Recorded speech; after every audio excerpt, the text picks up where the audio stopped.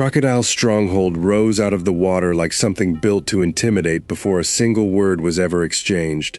A fortress of pale stone and reinforced timber sitting atop a jagged spur of rock at the Grand Line's outer edge, banners bearing a hook and sand insignia snapping in a wind that carried the dry, mineral scent of a desert climate, entirely out of place this close to open ocean. They approached under cover of the same careful, patient reconnaissance that had served them at every previous confrontation, Wally mapping the stronghold's perimeter in fast, silent circuits under cover of the pre-dawn dark, Aqualad reading the water for any sign of naval defenses, Magan extending careful telepathic feelers toward the compound's interior, cautiously, mindful of Sportsmaster's warning that Crocodile's own operation likely included countermeasures of its own by now, given how freely he'd apparently been trading in exactly the kind of foreign technology capable of exploiting exactly her abilities. Guard rotations tighter than the trading post, Wally reported back, breathless from his final circuit. Real discipline. Whoever's running security here knows what they're doing, and there's a section on the west side, heavily reinforced. More guards than anywhere else on the whole compound. Has to be where they're keeping whatever Sportsmaster's already delivered.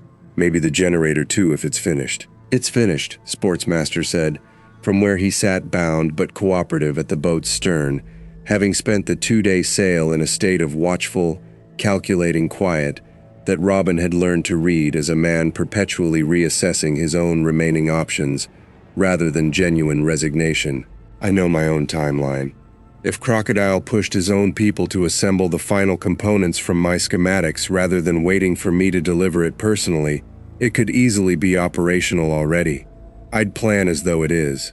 Robin absorbed that, felt the plan's shape tighten around a narrower, more urgent timeline, and made the call the way he always made calls under exactly this kind of pressure, decisively, and with every contingency he could construct in the time actually available. Then we move now, not later. Kaldur, Superboy, you two hit the west section directly. Find that generator. Disable it before anyone can activate it against us. Wally, you're running interference on the guard rotation. Don't engage more than you have to. Just keep them from properly consolidating a response before we're already inside. Artemis, Overwatch, same as always. Magan, you're with me.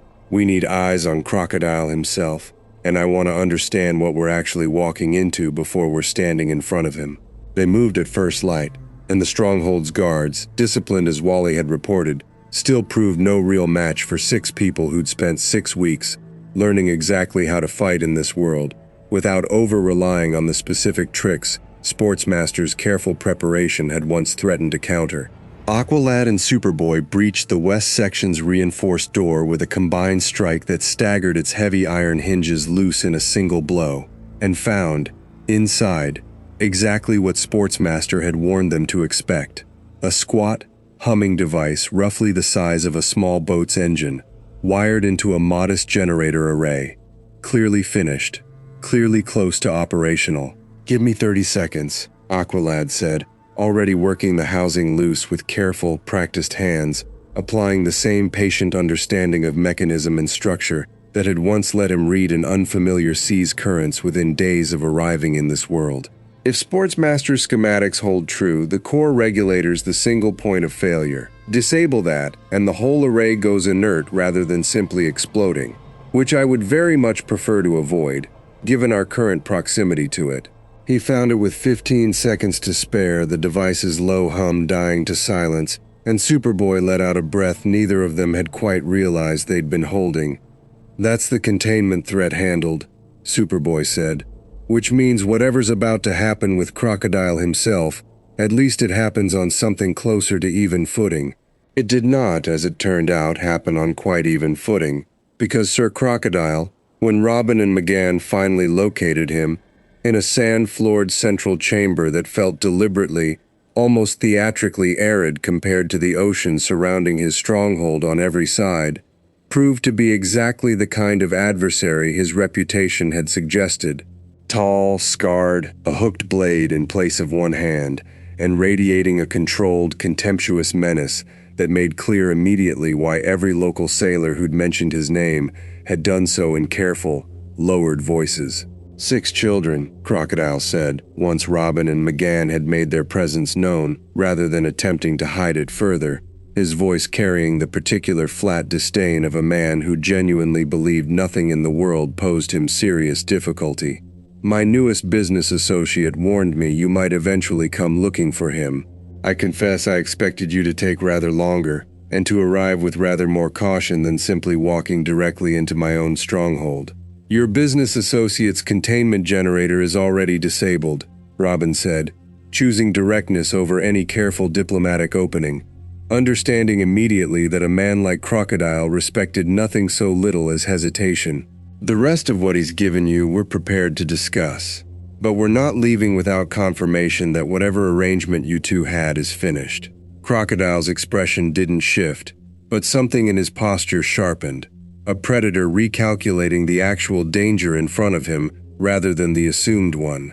Bold, for 6 unarmed children standing in the middle of my own territory, he said, and the sand beneath his feet began, slowly, to shift and stir with an unnatural life of his own making. I don't often find bold particularly useful in my experience. Usually it simply means someone hasn't yet understood the actual shape of the danger they've walked into. We've understood plenty of dangers this world's thrown at us so far, McGann said, voice steady despite the fear Robin could feel radiating quietly through their link. A monster who used to be a man. A Marine captain honest enough to risk his own career on our behalf. An intelligence agent who could have condemned us and chose instead to actually look for the truth. We've learned this world takes its measure of people carefully, Sir Crocodile. We'd ask you do the same, before deciding this needs to become a fight neither of us actually wants. It was, Robin recognized immediately, exactly the right note to strike. Not fear, not bravado, but the plain, earned confidence of 6 people who genuinely walked through everything this world had tested them with so far, and come out the other side having learned rather than merely survived. Crocodile studied them both for a long, considering moment, sand still stirring restlessly at his feet, weighing a calculation Robin couldn't fully read but could see, plainly, taking real shape behind the man's scarred, unreadable expression. The generator, Crocodile said finally, was meant to be leverage, a tool for negotiating cooperation from 6 individuals whose power my associate assured me would prove considerably useful to certain plans of mine given proper incentive. Without it, that particular leverage no longer exists. He tilted his head slightly, something almost curious entering his flat, dangerous tone. Which leaves me a simple question to answer. Do I consider 6 children who just walked into my own stronghold and neutralized my newest asset's most significant contribution worth the trouble of an actual fight, over a partnership that's already proven considerably less useful than promised? Or do I consider that partnership concluded and turn my attention toward matters that still hold genuine value to me? The chamber held its breath around the question, Robin acutely aware of every variable still in play. Aqualad and Superboy's confirmation that the generator was down, Wally's ongoing efforts to keep the wider guard rotation from fully consolidating, Artemis's careful overwatch, and underneath all of it, the plain, undeniable fact that a full confrontation with a warlord on his own territory, however much they'd learned across 6 hard weeks, remained a fight none of them could guarantee winning outright. We're not here to take anything from you that was rightfully yours, Robin said, carefully, choosing words that offered Crocodile a genuine exit rather than merely a surrender. We're here because a piece of our own world's danger came through with us, and we don't intend to let it reshape your world's balance of power without at least trying to stop it. That's not an attack on you specifically. It's a cleanup of something that was never supposed to be here at all. Crocodile considered that for a long, weighing moment, sand slowly stilling at his feet as whatever calculation he'd been running finally resolved itself. A cleanup, he repeated, something almost like dry amusement entering his voice for the first time. An interesting way to describe 6 unprecedented outsiders disabling my property and interrupting my business in my own stronghold, but not, I confess, an entirely unreasonable one given the alternative framing available. He studied them both a final moment longer. Your associate downstairs, Croc's father, if my information holds, will remain with you, I assume, rather than returning to whatever remained of our arrangement." "He will," Robin confirmed. Then I find myself, against considerable inclination, disinclined to turn this into the fight it could easily become, Crocodile said. "Not out of any particular mercy, understand. Simply arithmetic. A partnership that's already lost its most valuable component, defended at the cost of a genuine confrontation with 6 individuals who've apparently proven considerably more capable than my associate's initial assessment suggested, is arithmetic that favors walking away rather than pressing the point." His eyes hardened, briefly, the closest thing to a warning Robin had yet heard from him. "Do not mistake this for the beginning of a friendship. Should our paths cross again under different circumstances, I extend no promise of the same restraint." "Understood," Robin said, and meant it, recognizing the offer for exactly what it was.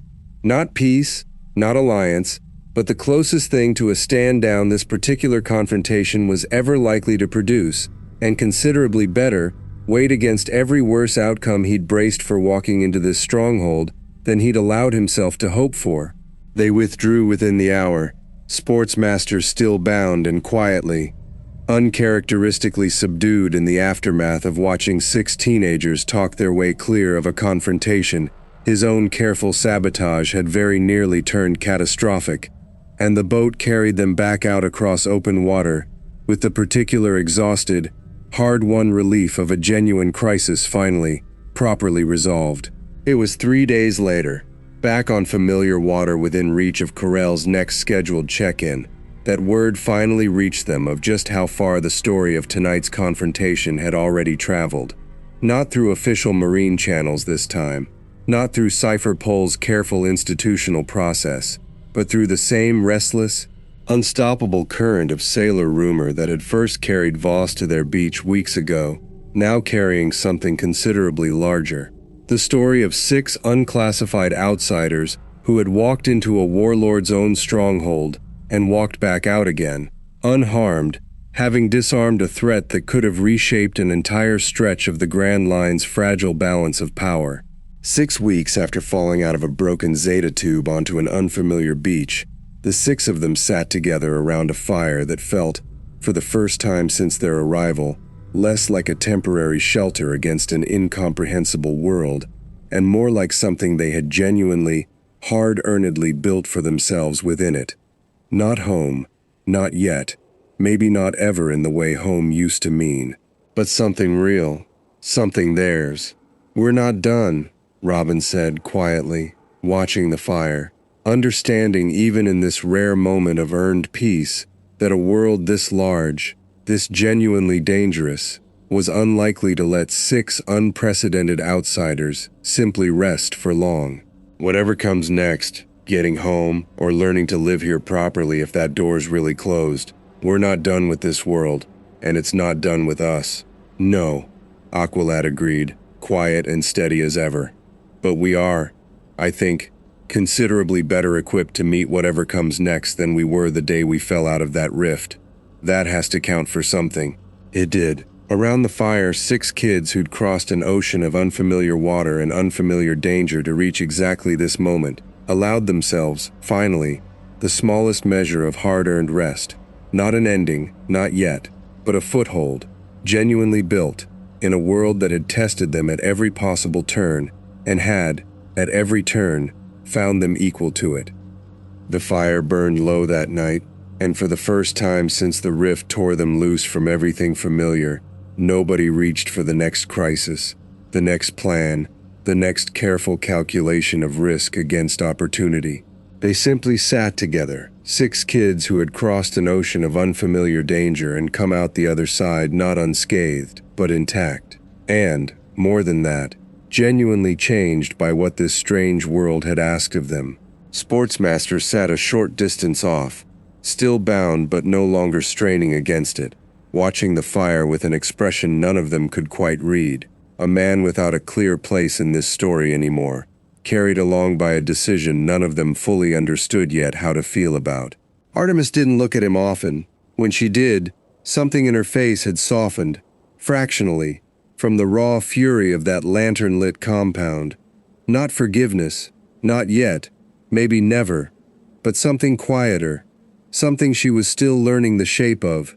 Robin watched the team he'd led through a monster's containment, a captain's honest mercy, an agent's careful judgment, a pirate's dangerous charm, and a warlord's cold arithmetic, and understood that whatever waited beyond tonight, a way home, or a life built properly in this world instead, they would meet it the way they'd met everything so far, together, and considerably wiser than the 6 frightened kids who'd first stumbled out of the trees onto an unfamiliar beach. Above them, the too large sun had long since set, and unfamiliar stars wheeled overhead in patterns none of them recognized, and somewhere beyond the horizon, a whole vast unmapped world carried on, having finally, properly reckoned with 6 outsiders it had never expected and would not soon forget. They had not found their way home yet, but for the first time since the rift, that no longer felt like the only thing worth measuring.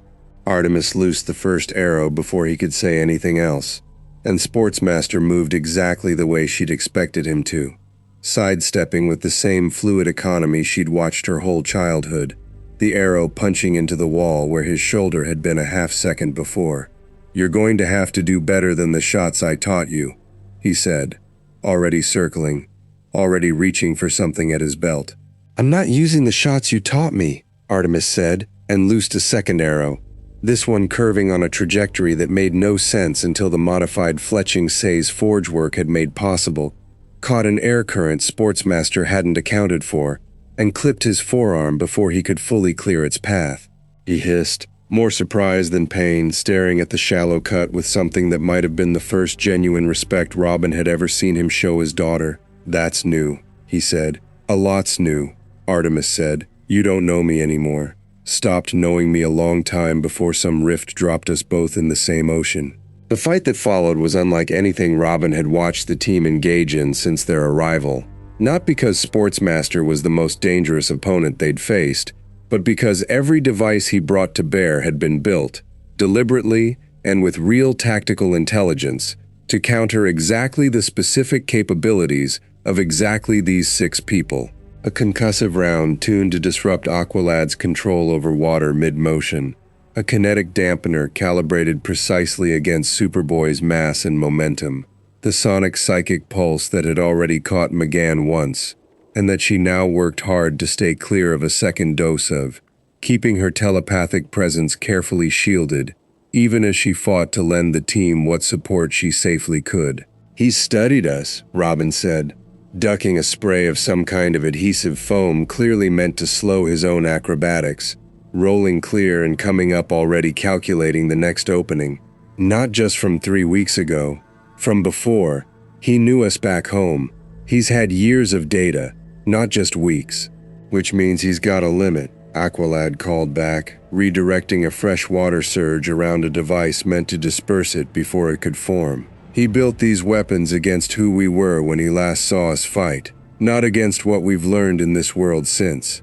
It was, Robin recognized immediately, exactly the opening they needed, and he called it out fast across the chaos. "Calder's right. Everybody don't fight the way he's expecting. Use what you've picked up here, not just what you walked in with." Superboy was first to adjust, abandoning the straightforward, overwhelming charges Sportsmaster's kinetic dampener had been calibrated to counter, and instead using the more measured, controlled striking technique he'd spent 3 weeks refining in careful sparring sessions with Aqualad and Kessler's old crew. A shift subtle enough that the dampener, tuned for raw momentum rather than precision, caught only a fraction of the blow that finally connected solidly with Sportsmaster's flank and sent him staggering into a workbench hard enough to crack it.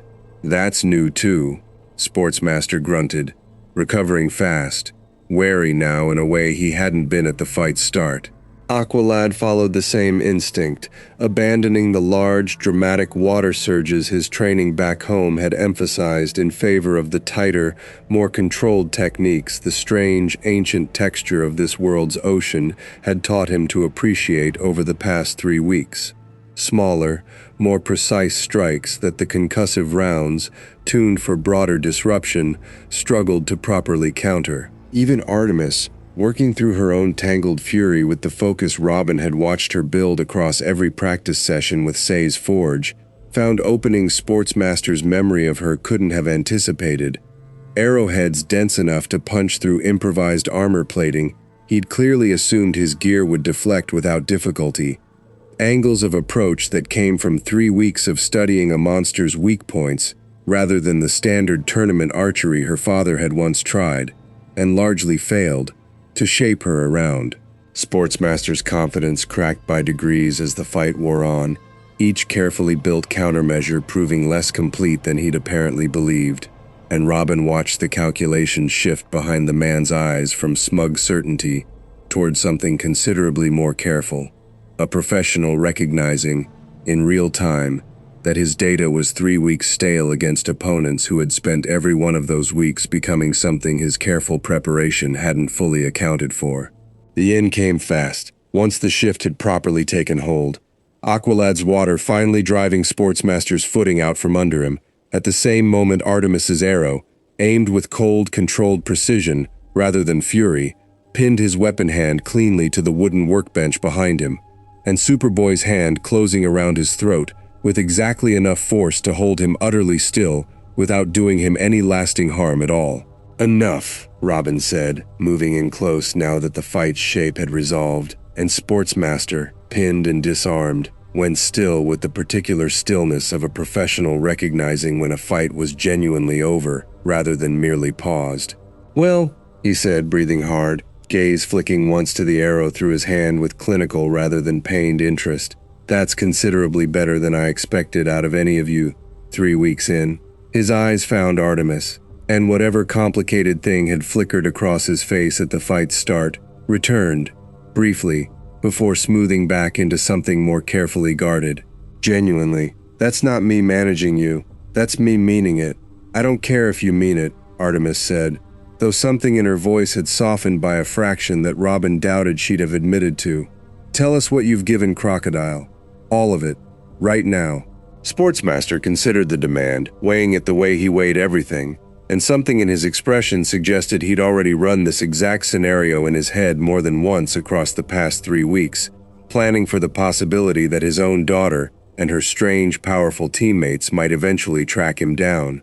3 prototype devices, he said finally, delivered over the past week and a half. A modified kinetic amplifier, a short-range disruptor keyed to interfere with devil fruit-based abilities specifically, and a communications relay he's been using to coordinate faster than any messenger bird in this world's arsenal manages. He paused. "He hasn't paid me in full yet. I was planning to deliver the 4th piece. The big one. The one I built specifically because I suspected U6 might eventually come looking. Within the week." "What's the 4th piece?" Aqualad said, voice hard. "A containment field generator," Sportsmaster said. "Built specifically to hold something with your abilities in check. All 6 of you, ideally, though even a partial version, would matter a great deal to a man who's already expressed considerable interest in exactly what kind of asset 6 unclassified, overwhelmingly powerful outsiders might represent to someone willing to pay the right price for the right leverage against them." The chamber went very quiet at that. 6 kids absorbing the shape of exactly how close this had come to becoming a far worse problem than a merchant ship's stolen cargo. A warlord's growing interest, sharpened by a light operative's intimate, personal knowledge of exactly how to counter them, building toward a device specifically designed to neutralize the one advantage that had carried them through every crisis since their arrival. "He doesn't have it yet," Robin said, working the timeline fast. "You said within the week. That means it's not finished. That means we still have time to stop this before Crocodile gets the one piece that actually matters." "You'd have to move fast," Sportsmaster said, something almost like professional respect creeping back into his tone despite the arrow still pinning his hand to the workbench. "I'm not the only asset he's got working for him. He'll notice if I go dark, and he'll notice considerably faster if 6 unregistered outsiders start making noise anywhere near his actual territory rather than just this outlying trading post." "Where?" Aqualad said. "Where is the generator, and where would he actually be, if we needed to reach him directly?" Sportsmaster smiled, thin, and genuinely amused despite everything. You're going to walk straight into a Warlord stronghold, on the strength of what you've learned fighting me for 10 minutes. We're going to stop something you built from being used against an entire world that never asked for any of this, Robin said. Same as we're doing with you. Right now. Where? The location, when Sportsmaster finally gave it, grudgingly, but genuinely, some calculation Robin couldn't fully parse settling behind his eyes as he weighed his own remaining options against the reality of 6 teenagers who'd just proven considerably more adaptable than his careful preparation had accounted for. Turned out to be a fortified position 2 days' sail deeper into the Grand Line's outer edge, a stronghold Crocodile maintained as one of several bases scattered across his considerable territory, chosen specifically, Sportsmaster admitted, for its relative isolation from the kind of marine attention that might otherwise complicate a warlord's less official business dealings. What happens to you now? Magan asked, once the tactical information had been extracted, her voice carrying something more complicated than simple hostility. The same careful compassion she'd extended to Blockbuster weeks ago, applied now to a man who'd built weapons specifically to hurt her, and had very nearly succeeded. Sportsmaster considered the question with genuine surprise, as if it hadn't occurred to him that anyone in this room might ask it with anything other than clinical interest in how to neutralize him permanently. Don't know, he admitted, and for just a moment, the careful, calculating mask slipped fully away, revealing something that looked almost like the exhaustion of a man who'd spent 3 weeks scrambling to survive in a world with no easy exits available to him either. Same boat as the 6 of you in that regard. No way home, no crew of my own to fall back on beyond whatever arrangement I'd built with Crocodile, which I imagine ends the moment word reaches him that his newest business partner just got taken apart by 6 teenagers. You could come with us, Aqualad said, and the offer clearly surprised everyone in the room, Sportsmaster included. Artemis's head snapping toward him with an expression caught somewhere between disbelief and real alarm. Kaldur. I am not suggesting we trust him, Aqualad said, calm and measured even now.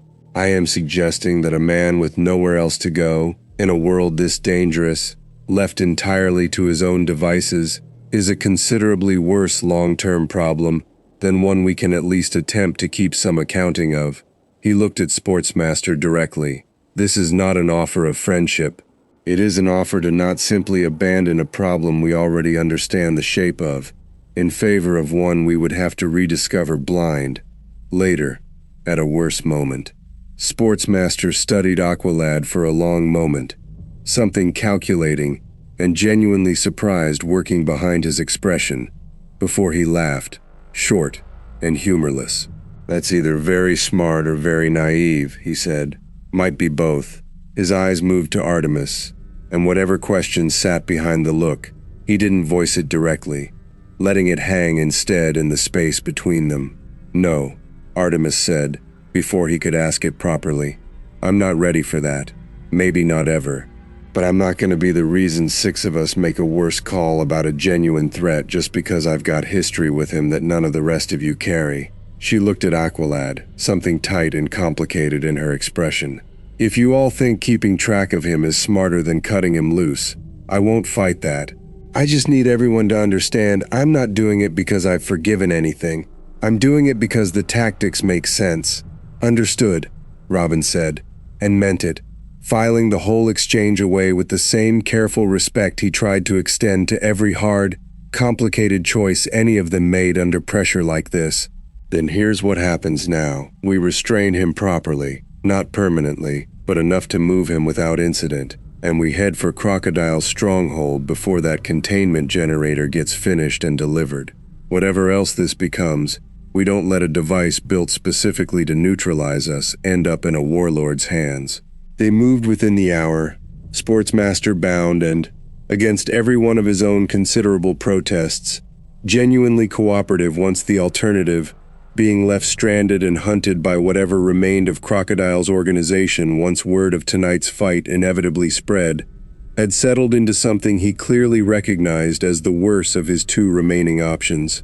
The 2-day sail toward Crocodile's stronghold gave the team little rest and considerable time to properly absorb the shape of what they were now sailing toward. Not a monster to contain, not a careful diplomatic negotiation with officers operating in reasonably good faith, but a genuine confrontation with one of this world's most dangerous sanctioned powers, over a piece of technology that, if completed and deployed, threatened to strip away the one advantage that had carried all 6 of them through every crisis this strange world had thrown at them so far.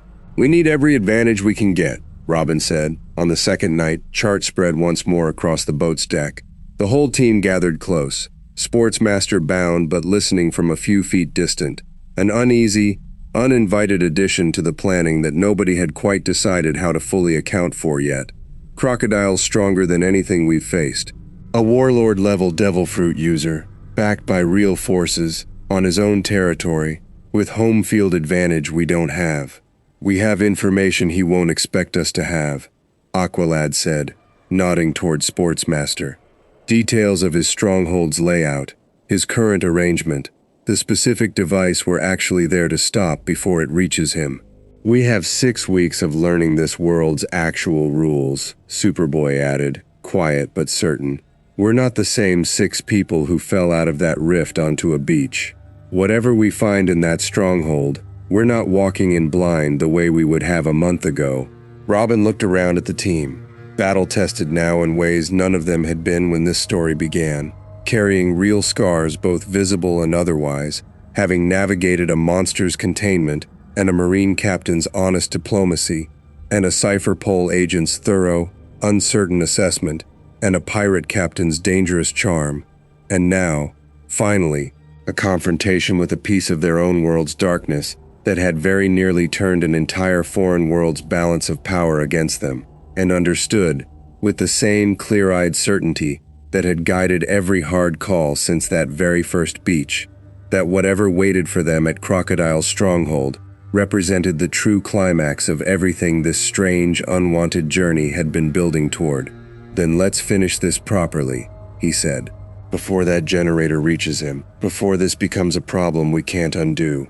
Ahead, through 2 more days of open water, a fortified stronghold sat waiting on the Grand Line's lawless outer edge, its master entirely unaware, yet that 6 teenagers from another world entirely were bearing down on his territory, with a captured operative in tow, and a piece of information that could unravel weeks of careful, dangerous work. And behind them, in the wider currents of a world that had spent 6 weeks slowly, unevenly learning to reckon with their existence, word of tonight's confrontation had already begun its own quiet, inevitable journey outward, toward ears considerably more powerful than Kessler's crew, or Captain Reyes, or even Agent Carell had ever represented. They sailed for the edge of the Grand Line in a boat Aqualad's careful negotiating had secured from a merchant captain grateful enough for information about the raiding pattern to part with a serviceable if unglamorous vessel at a fair price. And the 4 days it took to reach the stretch of coast the local rumors pointed toward gave the team time to do what Robin always insisted on before any confrontation whose shape they didn't yet fully understand. Prepare and keep preparing, right up until the moment preparation ran out and action had to take its place. "We need a working theory," Robin said. On the second night, chart spread across the small boat's deck by lantern light, 6 faces gathered close around it. "Not certainty. We don't have enough to be certain of anything yet, but a working theory, so we're not walking in blind. Whoever it is, they came through with light tech," McGann said, working through it methodically now that the initial fear had settled into something closer to focused resolve. "That means either a light operative was physically present near the relay corridor when the sabotage hit, or a piece of light hardware was in transit the same way Blockbuster's containment was. No operator at all, at least not originally, just equipment that ended up here and got found by someone in this world." "The psychic echo you caught," Aqualad said. "You said there was a mind behind it. Controlled, patient. Does that read as human to you? As something from our world specifically? Or could it be something native to this one that simply learned to use foreign technology?" McGann considered the question with real care before answering. "I don't know for certain. The echo was too degraded to be sure. But the texture of it, the way the intent behind it felt shaped. It read as familiar to me, not comforting familiar, just recognizable, in a way that made my skin crawl, rather than settled anything. "I think it's one of ours. I don't know who." "Then we plan for both," Robin said. "If it's a light operative, we're dealing with someone who understands exactly what we're capable of, who's had training and resources to counter people like us specifically. If it's something else, someone local who's simply gotten their hands on tech they don't fully understand, we're dealing with an unknown quantity that might be more dangerous specifically because they don't know the rules either." He looked around the circle. "Either way, we don't walk in assuming we know more than we do. That's how people get hurt." Superboy had been quiet through most of the planning, staring out at the dark water, and when he finally spoke, his voice carried something heavier than his usual grim readiness. "If it is light," he said, "if it's someone who worked in the same halls I came out of, I want to be the one who confirms that, before anyone else does. I know what those people are capable of pretending to be. I know what it looks like when they're wearing a friendly face over something else entirely. I don't want any of you walking into that blind the way I used to before I learned better." Nobody argued with him. Robin filed the offer as exactly the kind of hard-won expertise that mattered more here than almost anywhere else, and folded it into the shape of the plan taking form across the following 2 days of sailing. The stretch of coast the rumors had pointed toward turned out to be the outer edge of a modest but well-defended settlement, not quite a warlord's personal stronghold, Aqualad's careful inquiries with a nervous local fisherman revealed, but a trading post that operated under Crocodile's tacit protection, a waypoint where goods and information both flowed toward the warlord's actual territory, deeper in the Grand Line's opening waters. They approached carefully, Magan shifting the whole team's appearance subtly enough to avoid immediate recognition. Nothing dramatic, just enough alteration to features and coloring that 6 kids who'd started attracting a reputation across the East Blue wouldn't be immediately flagged by anyone keeping half an eye out for them, and spent the better part of a day simply watching the settlement's rhythms before committing to anything more direct. It was Wally, running a fast, unobtrusive circuit of the settlement's outer perimeter under cover of dusk, who spotted the compound first. A walled facility set apart from the rest of the trading post's ramshackle buildings, considerably more solid construction than anything around it, guarded by men who moved with a discipline that read as considerably more organized than typical hired muscle. "Found something," he reported back, breathless with the particular energy of a genuine lead rather than another dead end. "Compound on the settlement's north edge, heavy guard, real discipline in how they're posted. Not just guys standing around, actual rotation, actual coverage. And there's a smell coming off the place. Faint, but I caught it on my second pass. Ozone, same as the wreck. They moved on the compound after full dark, the same careful, practiced formation that had carried them through every crisis since the beach 3 weeks ago. Aqualad and Superboy taking the lead on the physical approach, Wally scouting ahead in fast, silent circuits, Artemis positioned for overwatch, Magan maintaining careful telepathic contact with the whole group while keeping her own presence as quiet as she could manage, Robin coordinating from a position that let him read the whole unfolding picture rather than committing to any single angle too early. The guards outside were dealt with fast and cleanly, Aqualad's water and Superboy's controlled strength enough to render 6 armed men unconscious before any of them managed a proper alarm, and the team slipped into the compound's interior with the careful economy of people who'd learned, across weeks in this world, exactly how much force a given situation actually required and no more. What they found inside stopped Robin cold. The compound's central chamber had been converted into something that looked unmistakably like a laboratory, makeshift by this world's standards, cobbled together from local materials wherever light technology alone couldn't stretch to cover the gap, but unmistakably a working research space, benches lined with partially assembled devices, some clearly derived from the modified Cobra venom casing they'd found at the wreck site.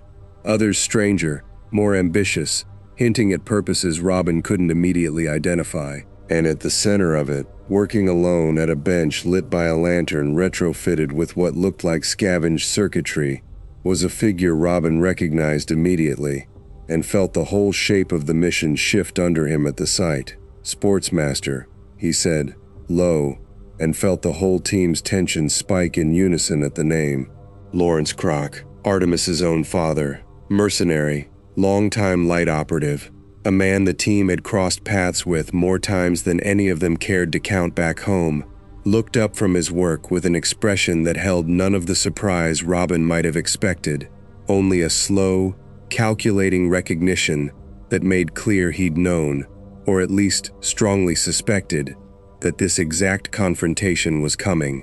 "Well," Sportsmaster said, setting down whatever tool he'd been working with, unhurried. "Took you long enough."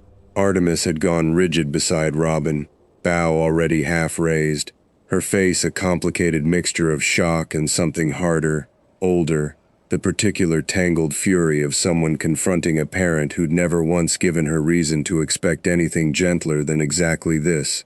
"You," she said, voice flat, controlled in the specific way that meant she was working very hard to keep it that way. "You're the one who's been raiding merchant ships, building God knows what, in this world." "Somebody had to," Sportsmaster said, with the easy, infuriating calm that Robin remembered from every previous encounter. A man who genuinely believed himself the most reasonable person in any room he occupied. "Same rift that pulled you 6 through pulled some of my own gear along with it. Happened to be in the wrong storage bay when your Zeta relay decided to have its little accident. Woke up on a beach a few hundred miles from where you all landed, near as I can piece together, with a busted transport case and no way home any more than you've got. Difference is, I didn't waste 3 weeks making nice with the local law." His eyes flicked, briefly, dismissively, across the rest of the team. "I got to work." "Work on what?" Aqualad said, water bearers already extended, voice level but hard. "On not being stranded and powerless in a world that eats the weak for breakfast," Sportsmaster said. "This place runs on strength, same as any place worth living in.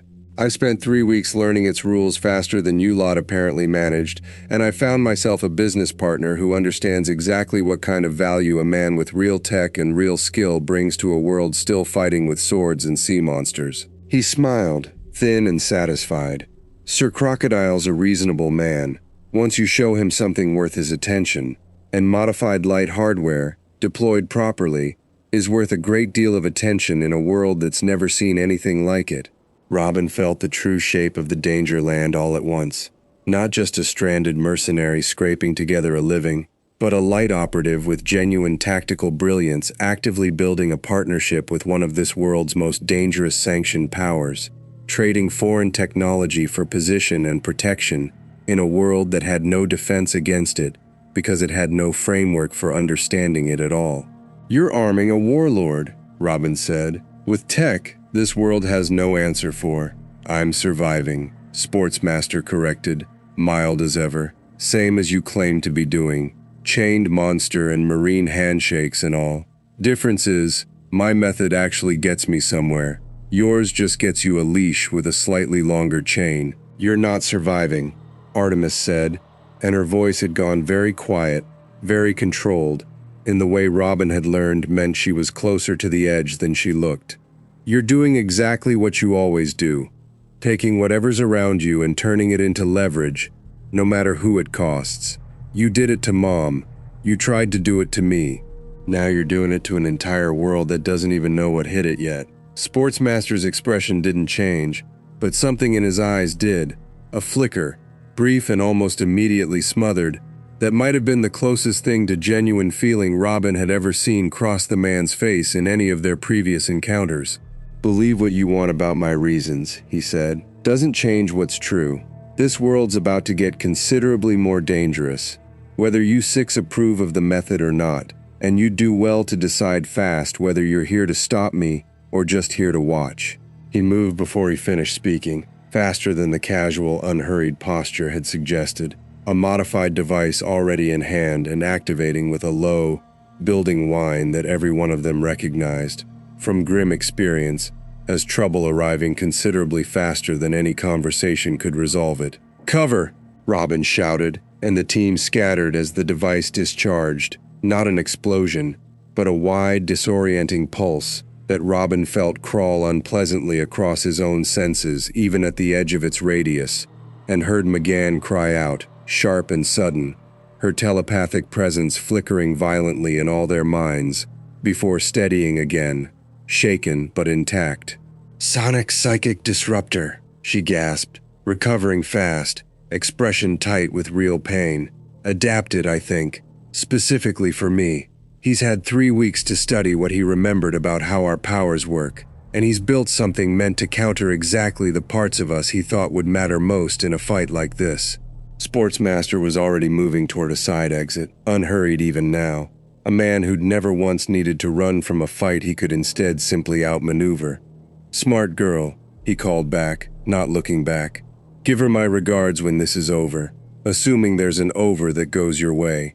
Superboy surged forward, faster than Robin had ever seen him move, and Sportsmaster pivoted at the last second, a second device flaring in his free hand.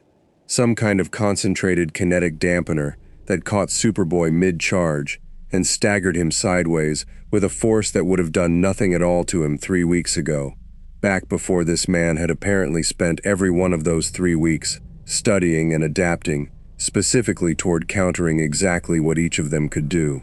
"He's been building weapons against us specifically," Aqualad said, grim understanding dawning fast even as he moved to intercept. "Not just for Crocodile. For this. For exactly this confrontation, whenever it came."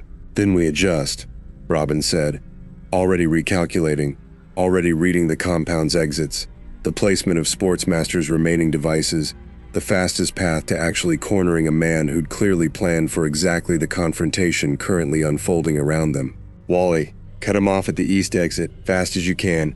Don't engage directly if he's got more of those devices ready. Just block the path. Calder, McGann, cover Superboy. Get him back in this."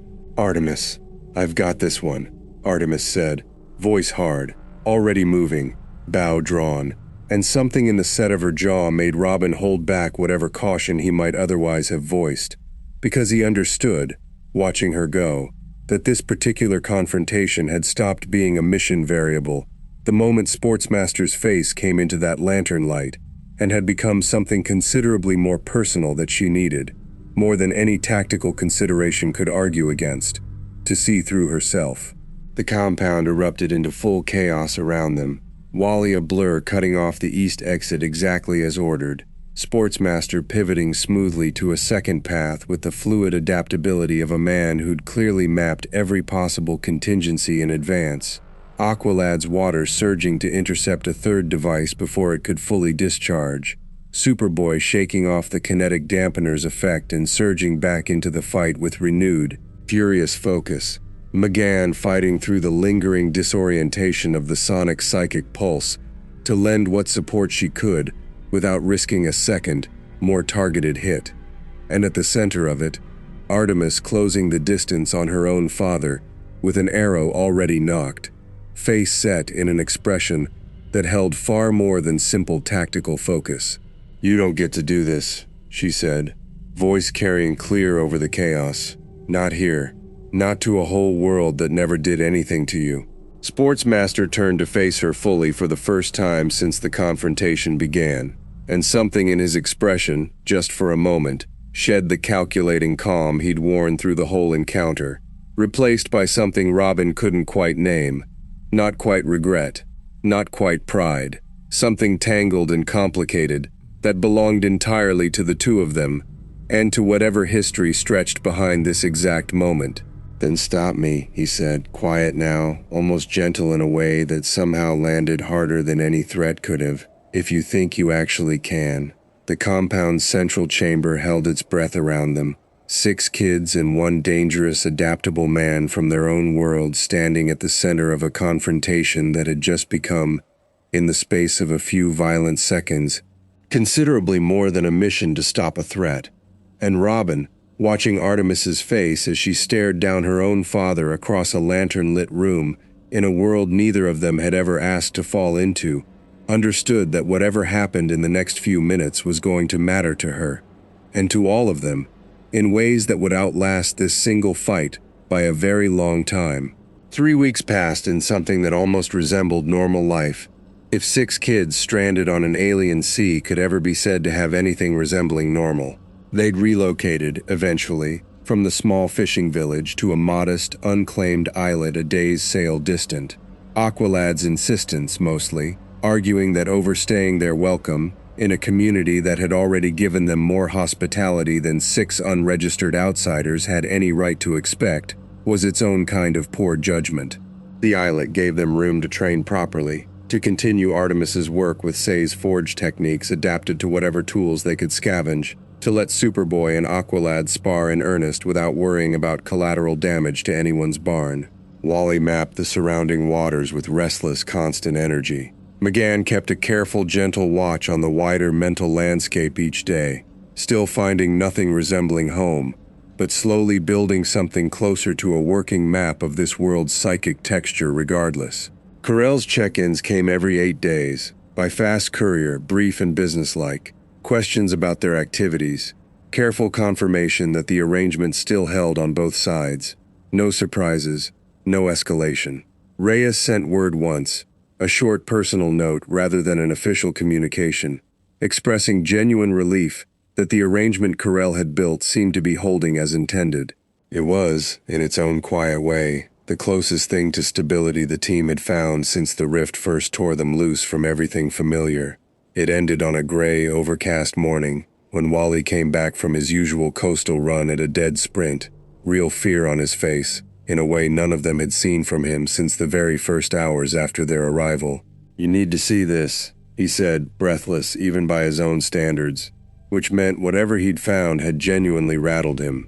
"There's a ship, wrecked, half sunk, run aground on the rocks about 6 miles up the coast. And I don't even know how to explain what I saw. You just need to see it." They followed him at a hard pace, and the wreckage, when they reached it, told its own grim story before anyone spoke a word. A merchant vessel, by the look of what remained of its rigging, driven hard onto a reef and torn open along one whole flank, cargo scattered and half submerged across the rocks, and scorch marks along the wreck's exposed timbers that had nothing to do with any fire a normal blaze could produce. "That's not cannon damage," Aqualad said, crouching at the waterline, studying the pattern. "That's not storm damage either. Something did this with precision. Controlled force, not chaos." Superboy had gone very still, head tilted, nostrils flaring the way they did when something registered on his enhanced senses before it registered on anyone else's. "I know that scent," he said slowly, and something in his voice had gone tight and wary in a way Robin rarely heard from him. "Ozone, burnt circuitry. That's not a devil fruit. That's tech, our kind of tech." McGann's face had gone pale, and Robin felt her mental voice arrive a half-second before she spoke aloud, urgent and afraid. "I'm picking something up," she said. "Faint. Whatever caused this has moved on. This isn't fresh. But there's a residue, a kind of psychic echo I recognize. It's not human. It's not native to this world at all." She closed her eyes, concentrating hard, and when she opened them again, the fear in her expression had crystallized into something closer to certainty. "It's light tech. I'd know that particular signature anywhere. Something built by the light came through the rift with us. The light." Robin felt the name land like a stone in his chest, because if there was one name in their entire world capable of turning something else came through the rift, from an abstract worry into a concrete, immediate crisis, it was that one. The shadow organization that had spent years quietly manipulating events across their home Earth, toward ends the team had spent just as many years trying to uncover and undo. "What kind of tech?" Robin said, already moving into the wreck itself, scanning for anything that might confirm or deny the fear building in all of them at once. "I don't know exactly," McGann admitted. "The echo's too faint, too degraded by time and distance to read details. But the signature's unmistakable. Something built in a light facility came through with us, and whatever it is, it's been active in this world for 3 weeks, with nobody here having any idea what they're actually looking at." They found the answer, or the beginning of one, an hour later, buried under a collapsed section of the wreck's hold. A fist-sized device, cracked and partially melted but still faintly humming with residual power, unmistakably artificial, in a way that stood out starkly against every wooden hull and hand-forged blade this world had shown them so far. Robin turned it over carefully in gloved hands, recognizing the housing style immediately from a dozen briefings back home.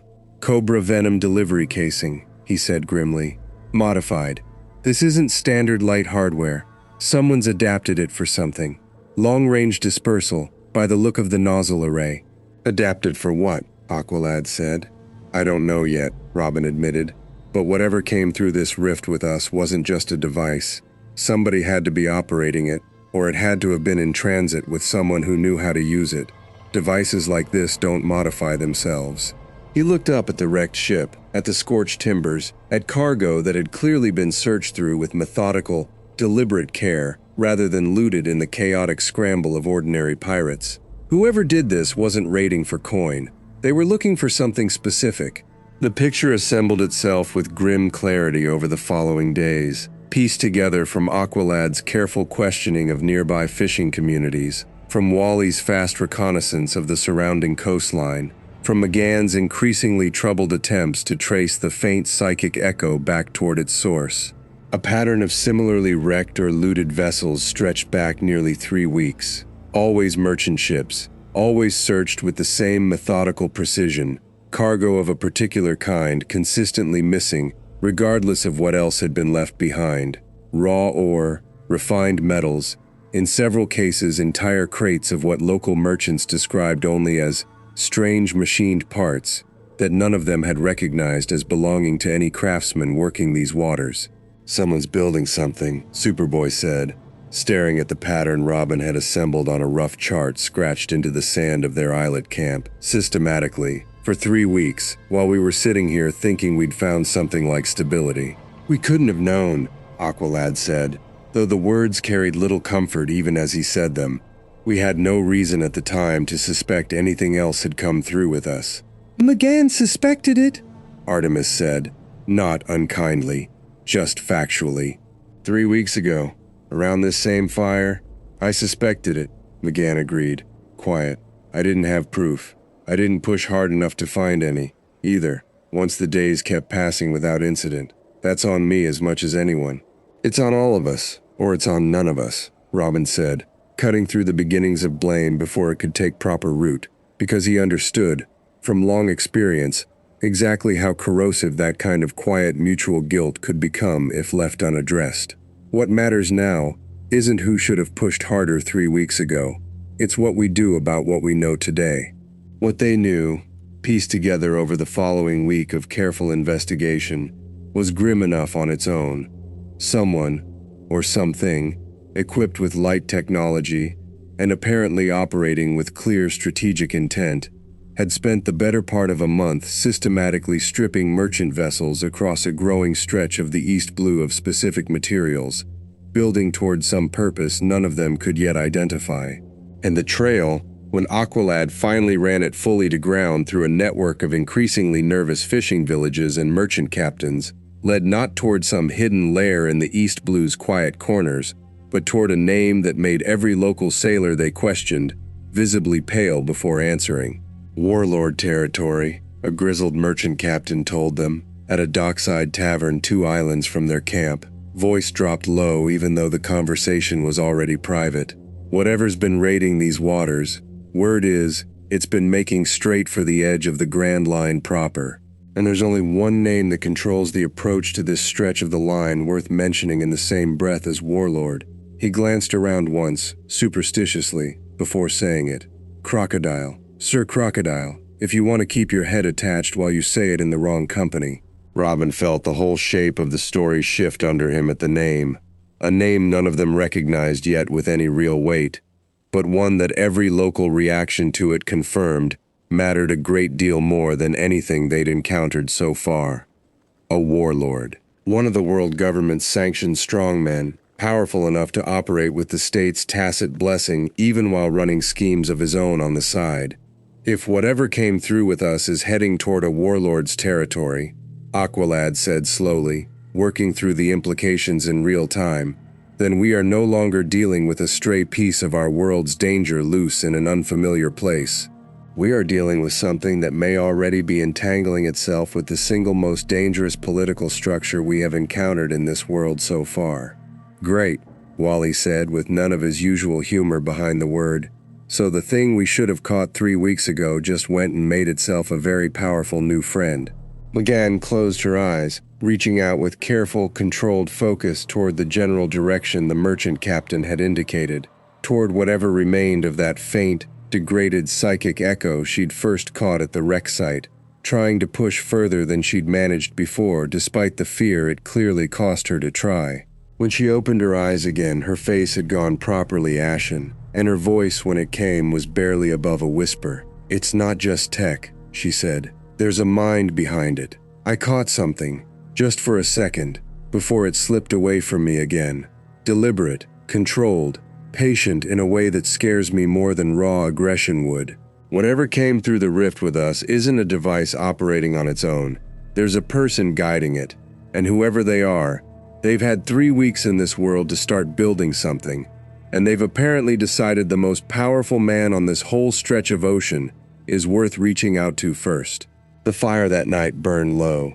6 kids who'd spent 3 uneasy weeks believing they'd found their footing in a strange world, now facing the grim understanding that the danger they'd worried about in the abstract 3 weeks ago had been real the entire time. Quietly building, quietly moving, quietly finding its way toward exactly the kind of power in this world capable of turning a stray piece of their own world's darkness into something considerably larger and considerably harder to undo. "We go after it," Robin said finally, into the heavy quiet, because there was no version of not going after it that didn't feel like a betrayal of everything the team had ever stood for, back home or here. Whatever it is, whoever's guiding it, if it's already reaching toward a warlord's territory, we don't have the luxury of waiting for more information first. We move toward it, and we figure out the rest as we go. Nobody argued. Nobody needed to. 6 kids who'd already faced a monster and 2 branches of a foreign government's uncertain mercy looked at each other around a dying fire and understood, without needing it said aloud, that whatever had come through that rift with them had just become the true shape of the story they were actually living, and that the quiet, careful weeks of building trust with Reyes and Carell had been, in hindsight, only the opening chapter of something considerably larger, now bearing down on them from the one direction in this whole unmapped world they'd least expected it to come from. The listener's name was Raska Ironjaw Voss, and he'd built a modest but genuinely feared reputation across 3 stretches of the East Blue by doing one thing better than almost anyone else in these waters, recognizing profitable opportunity before his rivals did, and moving on it before they had the chance. He heard the rumor secondhand, the way most valuable rumors reached him, from a drunk merchant sailor in a dockside tavern 2 islands from the fishing village where it had all started, spinning a story about 6 kids who'd chained a monster with their bare hands and talked a Marine captain into standing down without a single blow struck. Most captains in these waters would have dismissed it as drink talking, the kind of tavern legend that grew a new limb every time it got retold. Voss had built his career on not dismissing things other captains dismissed. He sent scouts. He confirmed enough of the account to satisfy himself it wasn't pure fiction, a genuinely destroyed barn, a genuinely chained, unnaturally powerful creature that Marine forces had since quietly transferred to secure holding. 6 individuals matching no bounty poster anywhere in his considerable collection of them. And where most captains would have seen a threat to avoid, Voss saw something else entirely. 6 unclaimed, unprecedented assets. Currently unaligned with any crew. Currently unaware, he was gambling, of how valuable that kind of power actually was, in a world built entirely around who could claim the strongest hands. He made port at the fishing village on a bright, unremarkable morning 9 days after Robin and Aqualad's return from Carell's facility, sailing a ship considerably larger and more heavily armed than Kessler's had been, flying no flag at all rather than the customary skull and crossbones. A deliberate choice, Robin recognized immediately, watching it round the headland, of a captain who wanted his first approach read as ambiguous rather than immediately hostile. Not Marine. Aqualad said, studying the vessel's lines with the same practiced eye he'd developed over the past 2 weeks. Not Cipher Pol either. Too much visible weaponry for an intelligence vessel. Not enough discipline in the crew's movement for a proper marine ship. Independent, and well-funded by the look of that hull. Pirate, Artemis said flatly, watching from the same rise above the beach where they'd first watched Reyes's ship arrive weeks ago. A big one. Voss came ashore alone, deliberately unarmed beyond a single sheathed cutlass he made a visible point of leaving with his crew, before wading the last few yards to shore, hands open, the calculated body language of a man who understood exactly how first impressions worked. In a negotiation he'd already decided he wanted to win. He was younger than Kessler had been, leaner, with the kind of easy, watchful charm that Robin recognized immediately as more dangerous than open aggression. A man who'd learned that most people gave up more willingly, to charm than they ever gave up to threats. "You'll be the 6 everyone's been telling stories about," Voss said, by way of introduction, a grin spreading easy and genuine across his face. The kind of grin that invited you to grin back before you decided whether you wanted to. Raska Voss, captain of the Ironjaw crew, though most folk round here just call me Ironjaw and save themselves the trouble. I've sailed a long way on the strength of a rumor, and I don't often do that unless I think the rumor's worth the fuel. "We're not looking for a crew," Robin said, before the conversation could drift any further from the point, reading the shape of the pitch coming before Voss had finished his introduction. "Didn't say I was offering one," Voss said easily, though the flicker in his eyes told Robin he'd been read correctly and didn't entirely mind being read that fast. The confidence of a man who trusted his pitch to survive scrutiny. "I came to talk, that's all, for now. Talking costs nothing, and I find it's usually worth more than people expect it to be." He talked for the better part of an hour, and Robin listened carefully to every word of it, cataloging not just what Voss said, but what he chose to emphasize. The careful architecture of a pitch built to appeal to 6 very different people at once. To Aqualad, he spoke of the East Blue's need for crews who protected rather than plundered, painted a picture of the Ironjaw crew as something closer to a roving guard than common raiders, a claim Robin filed as unverified but not obviously false, given what little they'd learned so far about Voss's actual reputation in these waters. To Wally, he spoke with easy, grinning camaraderie about the freedom of the open sea, the thrill of outrunning marine patrols, painting the pirate life in the loosest, most appealing colors available. To Artemis, he spoke more carefully, more respectfully, about independence, about a crew that let its members choose their own battles rather than simply following orders. A pitch Robin noted landed harder than the others, watching Artemis's expression stay carefully neutral, in a way that suggested the words had actually found something worth considering. To McGann, he said almost nothing directly, which Robin found more telling than anything he'd said to the others. The careful avoidance of a man perceptive enough to sense that whatever pitch worked on her would need to be different in kind, not just in emphasis, from the ones that worked on the rest of the team. To Superboy, he said only one thing, brief and direct, cutting through his own easy charm for just a moment. "I don't need to sell you anything," Voss said. "You already know what you're worth in a world like this. Question's just whether you spend that worth on your own terms or somebody else's." It landed. Robin could see it land. A flicker of something in Superboy's carefully neutral expression that hadn't been there a moment before, and he understood immediately that Voss was considerably more dangerous than Kessler had ever been. Not because he was stronger, but because he understood people, understood exactly which private uncertainty to press on in each of them, and pressed there with surgical precision rather than blunt force. "We appreciate the offer," Robin said when Voss finally wound down, "but we're not making any decisions about crews, alliances, or long-term plans right now. We're still figuring out this world. We're still figuring out how to get back to ours." "Fair enough," Voss said, easy as ever, apparently entirely unbothered by the deflection. "I'm not asking for an answer today. I'm a patient man, when patience serves the outcome I actually want." He looked around at the 6 of them, something calculating flickering briefly behind the easy charm before it smoothed back over. But I'll tell you plainly, since you've been playing with me, you six aren't staying unclaimed long. Whatever you decide about my crew specifically. Words traveling faster than you probably realize. Marines have you filed as a curiosity for now, but curiosities don't stay curiosities forever in these waters. Not power like what I've heard described. Somebody's gonna want to claim you one way or another, as allies, as assets, or as threats to be neutralized before somebody else claims you first. I'd rather it be somebody who actually asked nicely.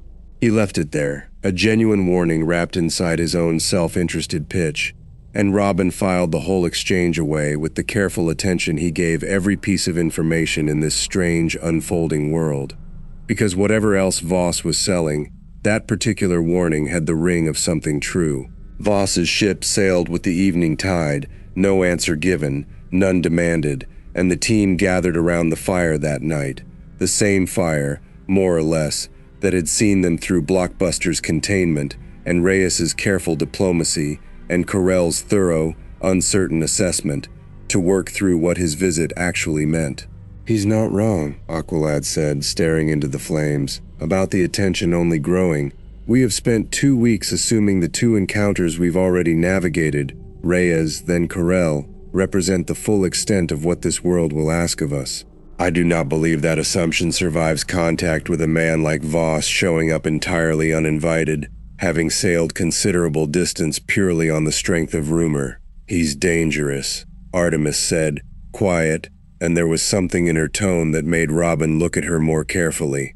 "Not because he's strong, because he's good at finding the exact thing you're not sure about yourself, and pressing on it until you start doubting the thing you thought you already knew. He got to you," Robin said, not accusing, just observing. Artemis didn't deny it. "A little," she admitted. "Not the crew pitch specifically, just the independence part. Choosing my own fights instead of always falling into whatever formation gets assigned to me." She shook her head, like she was physically shaking the thought loose.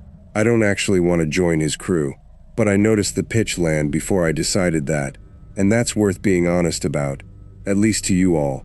"That's fair," Robin said, and meant it, because the alternative, pretending Voss's careful, individually tailored pitches had landed on nobody, that 6 people under this much uncertainty were somehow immune to a skilled operator finding the exact private doubt worth pressing, struck him as considerably more dangerous than simply naming it honestly and moving past it together. McGann had been quiet through most of the conversation, staring into the fire with the same troubled expression she'd worn during the early days of Blockbuster's containment, and when she finally spoke, it wasn't about Voss at all. "I've been thinking about something else," she said slowly. "Something Reyes said, that first day, about sailor stories, things crossing over that shouldn't, the world government keeping files on some of them because they turned out to be real." She looked up, and there was something genuinely uneasy in her expression now. "We assumed it was just us and Blockbuster, pulled through by the same accident. But what if it wasn't? What if the rift that pulled us here didn't close cleanly behind us? What if it's still open, somewhere, still pulling things through?"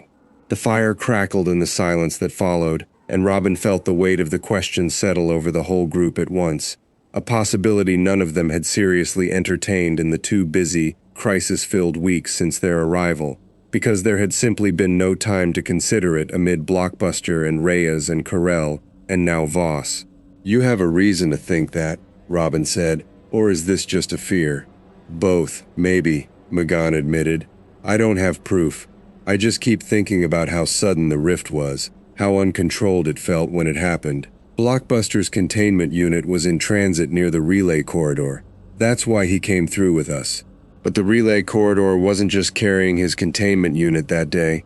There was other cargo scheduled for transfer, other things sitting in that same section of the base when the sabotage hit."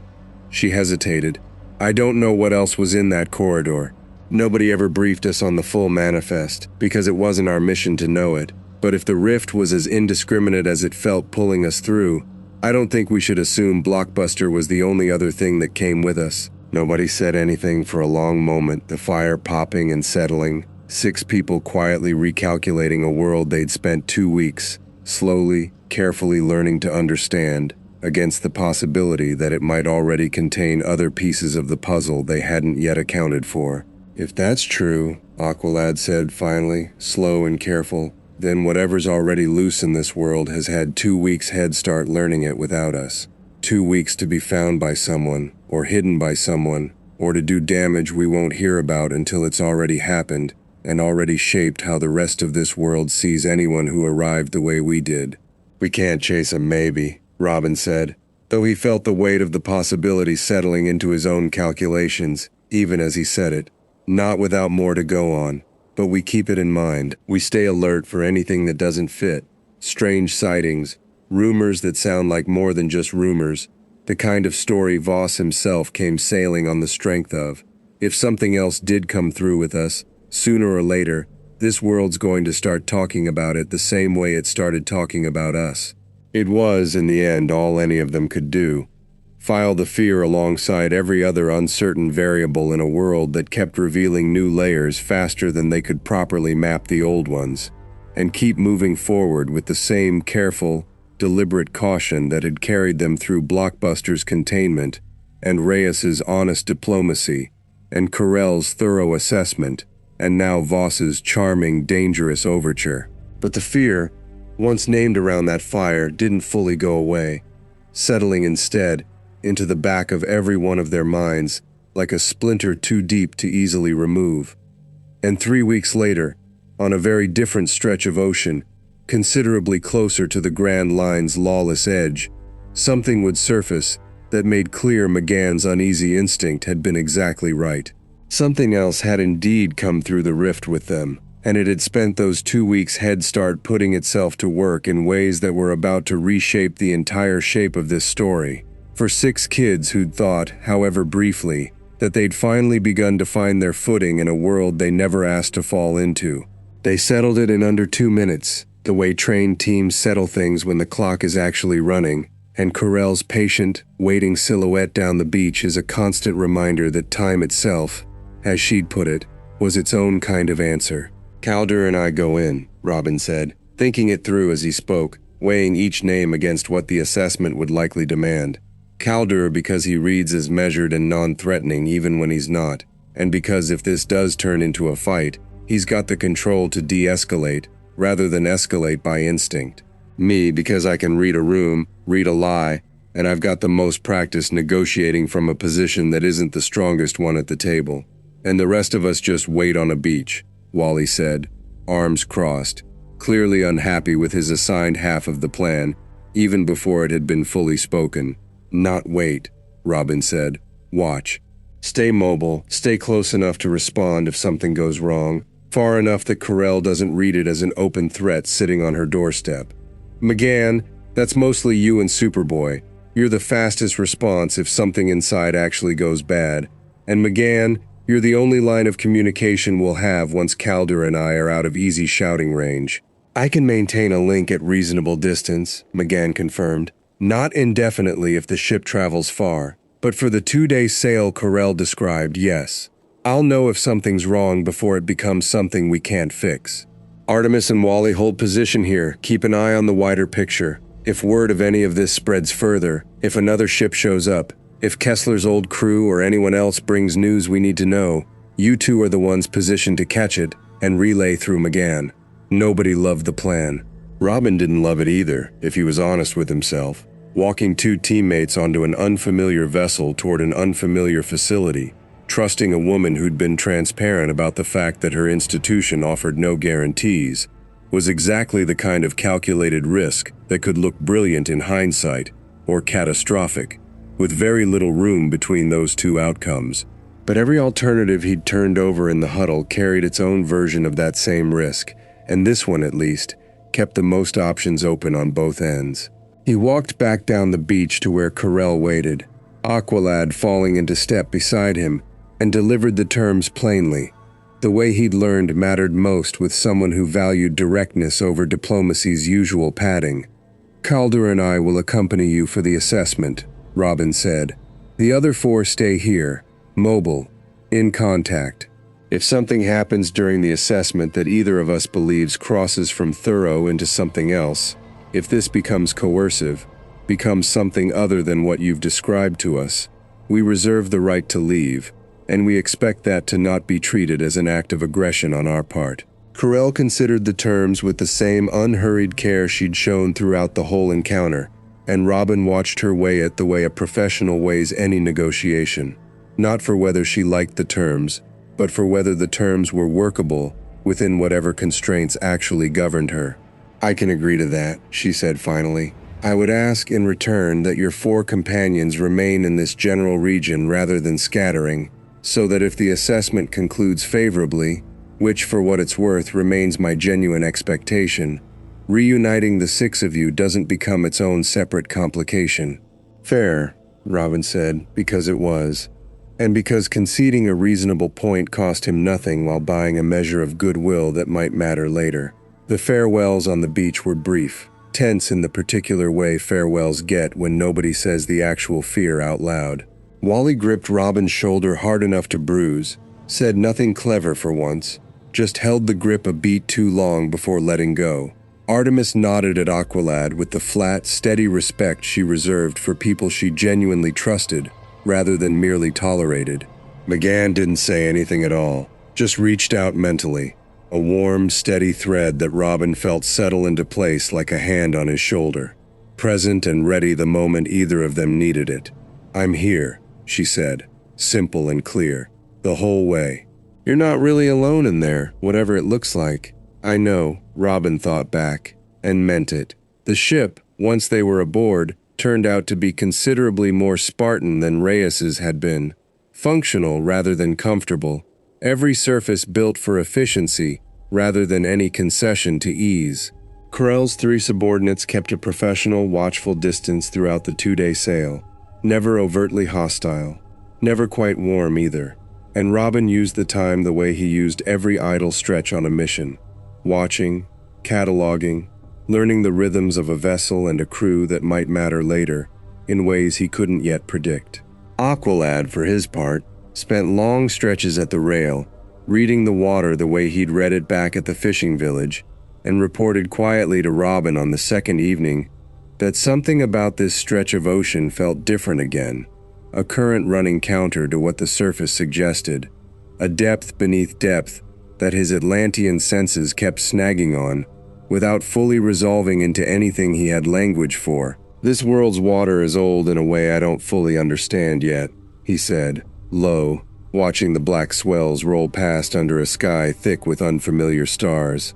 "Older than the water I grew up learning to read. I don't think that's dangerous precisely, but I don't think it's nothing either." The facility, when they finally reached it on the morning of the 3rd day, sat on a small, isolated island that housed nothing else. No village, no port beyond the single reinforced dock the ship pulled alongside. Just a low, gray compound of buildings that radiated the same Spartan efficiency as the ship itself, purpose-built and entirely unadorned. Corell led them through a series of corridors that felt, to Robin's trained eye, less like a prison and more like a research facility. Clean, controlled, staffed by personnel in plain gray uniforms, who moved with the same economical purposefulness Corell herself displayed. Nobody overtly hostile, nobody warm either.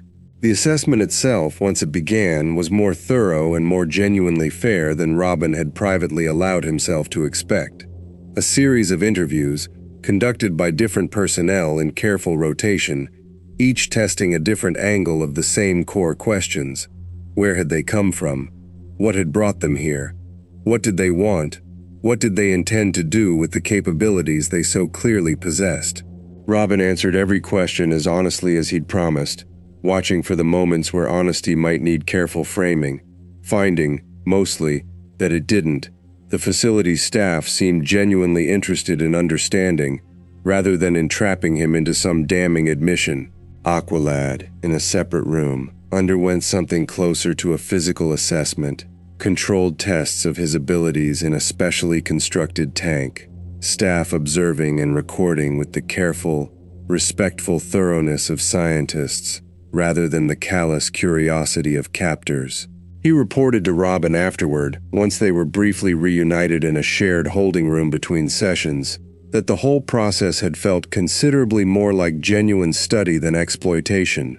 They asked before every test, he said, explained what each one measured, gave me the option to decline if something felt unsafe. That's not nothing, Robin. That's not what I feared walking in. Robin allowed himself a cautious measure of the same relief, though he kept it carefully bounded. 3 days into a thorough, careful, apparently good faith assessment was not the same as knowing how the whole thing actually concluded, or what happened once the recommendation Carell had promised to make actually reached whoever sat above her, in whatever structure this world's intelligence apparatus answered to. It was on the 5th day, in a spare, well-lit conference room, that Carell delivered the verdict, and Robin read her face before she spoke a single word of it. Not triumphant, not grim, something closer to a professional's quiet satisfaction, at a job thoroughly and honestly done.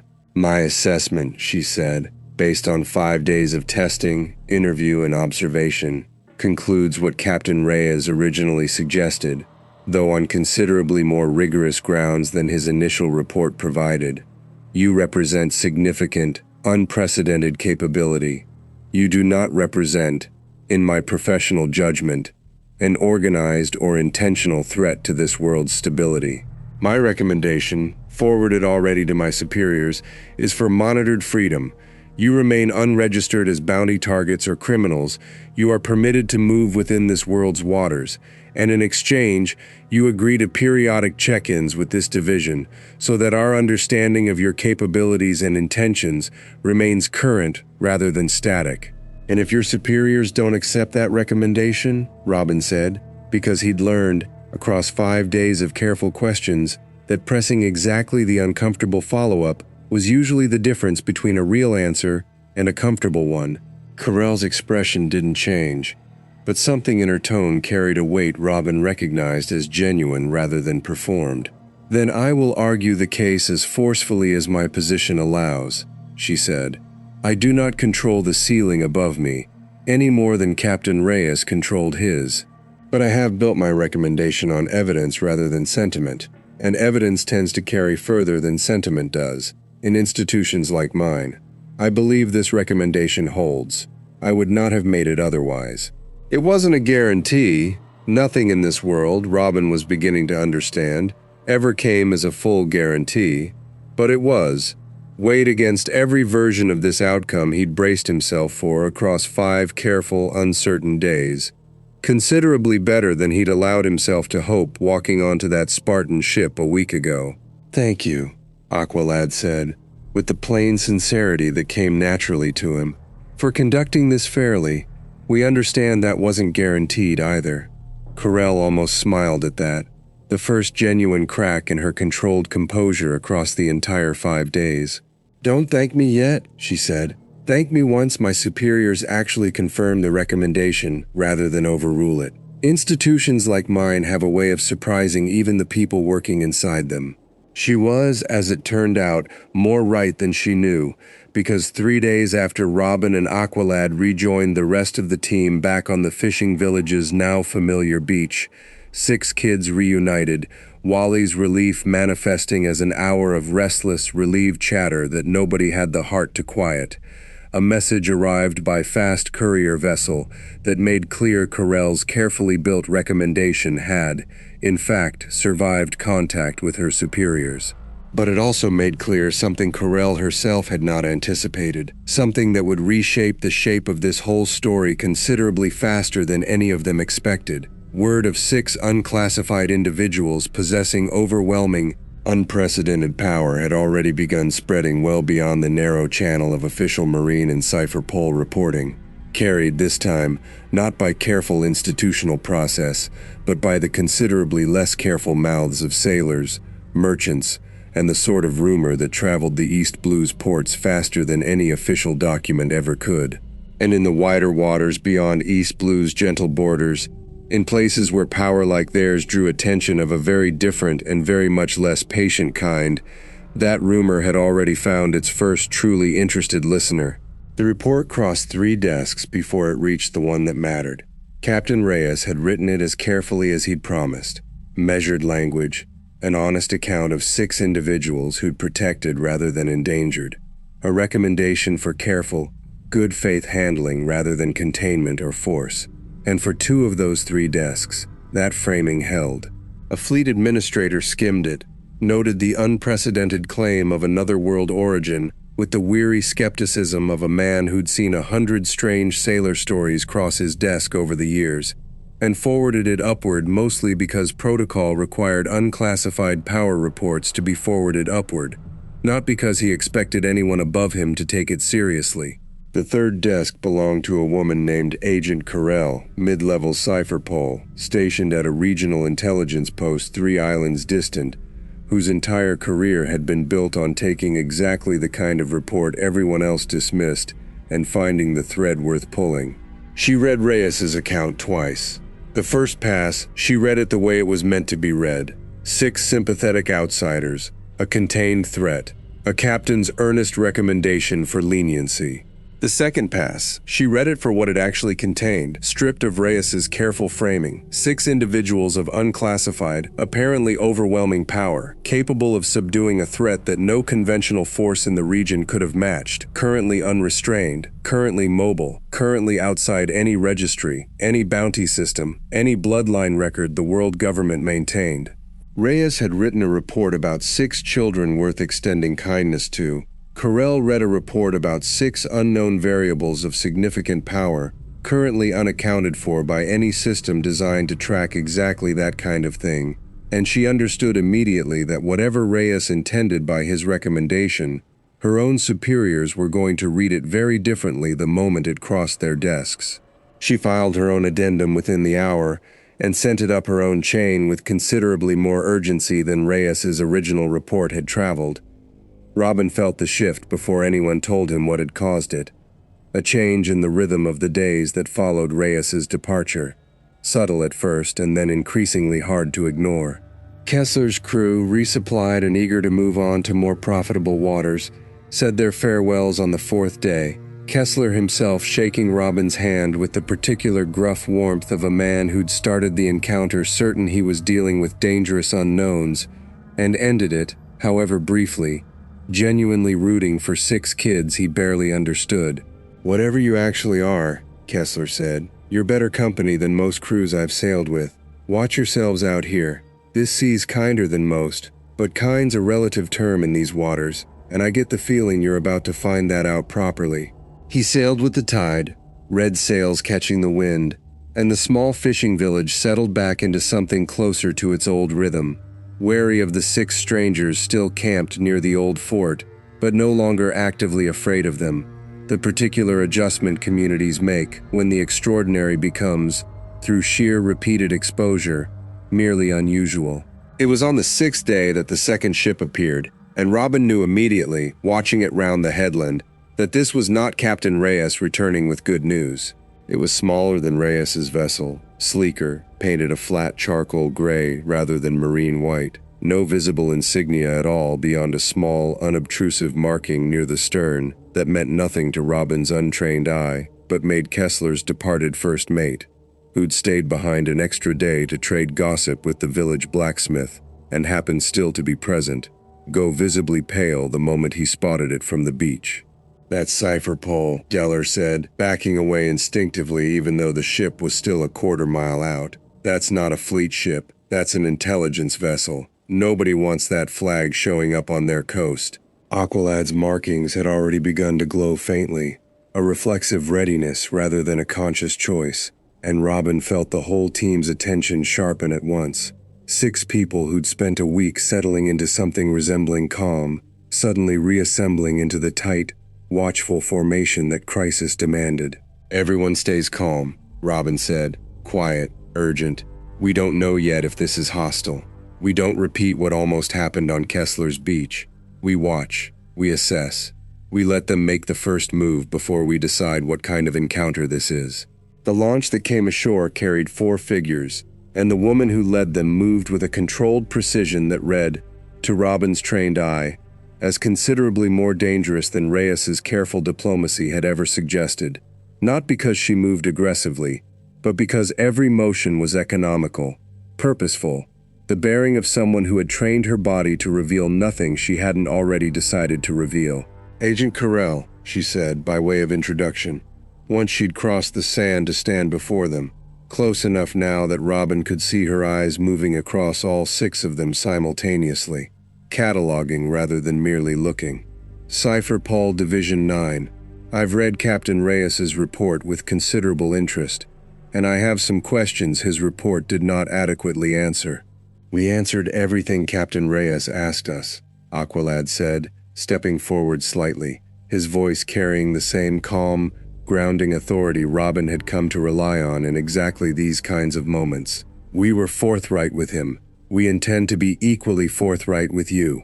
"I'm sure you believe that," Carell said, and there was nothing overtly hostile in the words, but something in the flatness of her tone made clear she was not extending the same easy good faith Reyes had. "Captain Reyes is a competent field officer.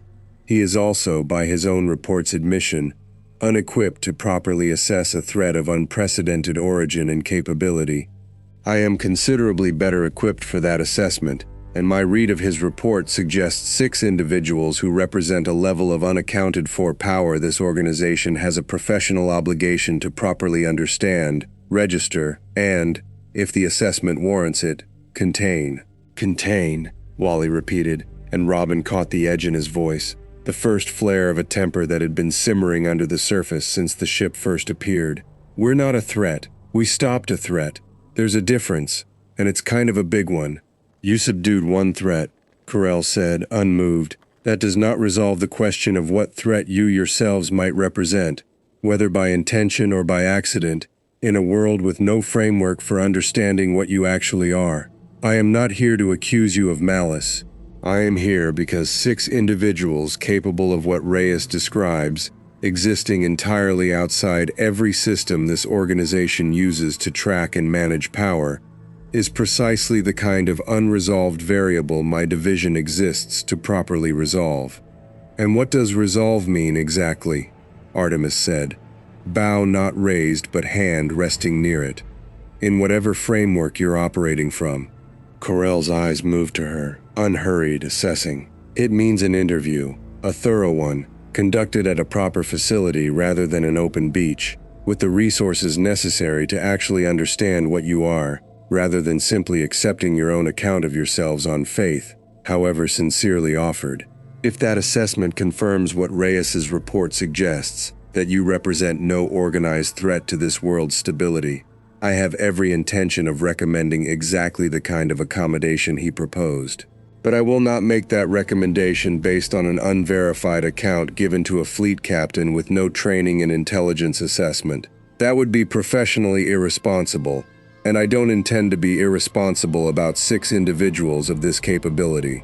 Robin turned the offer over fast, feeling the whole team's tension coiled tight around him, waiting on his read. There was something almost reasonable in what Carell was describing, stripped of its harder edges. A genuine, thorough assessment, rather than a snap judgment either way. But there was also something underneath it that Robin's trained instincts flagged immediately as considerably more dangerous than Reyes's straightforward field diplomacy. An institutional apparatus, patient and thorough, that existed specifically to categorize and control exactly the kind of unclassified variable 6 kids from another world represented, and that had no particular investment in their well-being beyond whatever the assessment concluded was useful or manageable. "What facility?" Robin asked. "Where would this interview take place?" "A regional Cipher Pol station," Carell said. 2 days' sail from here. Secure, controlled, appropriately equipped." "Secure and controlled for who?" Superboy said, low, and Robin felt the whole team's attention sharpen at the question, because it was exactly the question underneath everything Carell had said so far. Secure for you, or secure for us? Because those aren't the same thing, and I notice you haven't actually said which one you mean. Carell's expression didn't change, but something in her eyes flickered, the first genuine reaction Robin had seen from her, a flash of recalculation at being read that precisely, that quickly, by someone she'd probably assumed would be easier to manage than this. "Secure," she said, carefully. In the sense that neither you nor my organization has reason to fear an uncontrolled escalation during the assessment process. I am not going to pretend to you that a Cipher Pol facility is a comfortable venue, or that my organization extends the same casual trust Captain Reyes offered you on this beach. I am, however, going to be honest that a refusal to cooperate at this stage would itself constitute the kind of behavior my superiors would read as confirming exactly the threat assessment I am currently inclined to argue against. I would strongly encourage you to consider that context before deciding how to answer me. It was, Robin recognized immediately, a threat wrapped carefully in the language of professional courtesy. Cooperate, or your refusal becomes the evidence used against you regardless of what actually motivated it. He'd encountered exactly this shape of pressure before, in 100 different training scenarios and at least a handful of real missions, and he understood precisely how dangerous it was to either cave to it completely or reject it outright without first buying enough room to think. Everyone stay ready but calm, he thought, letting McGann's link carry it to the whole team without a word spoken aloud.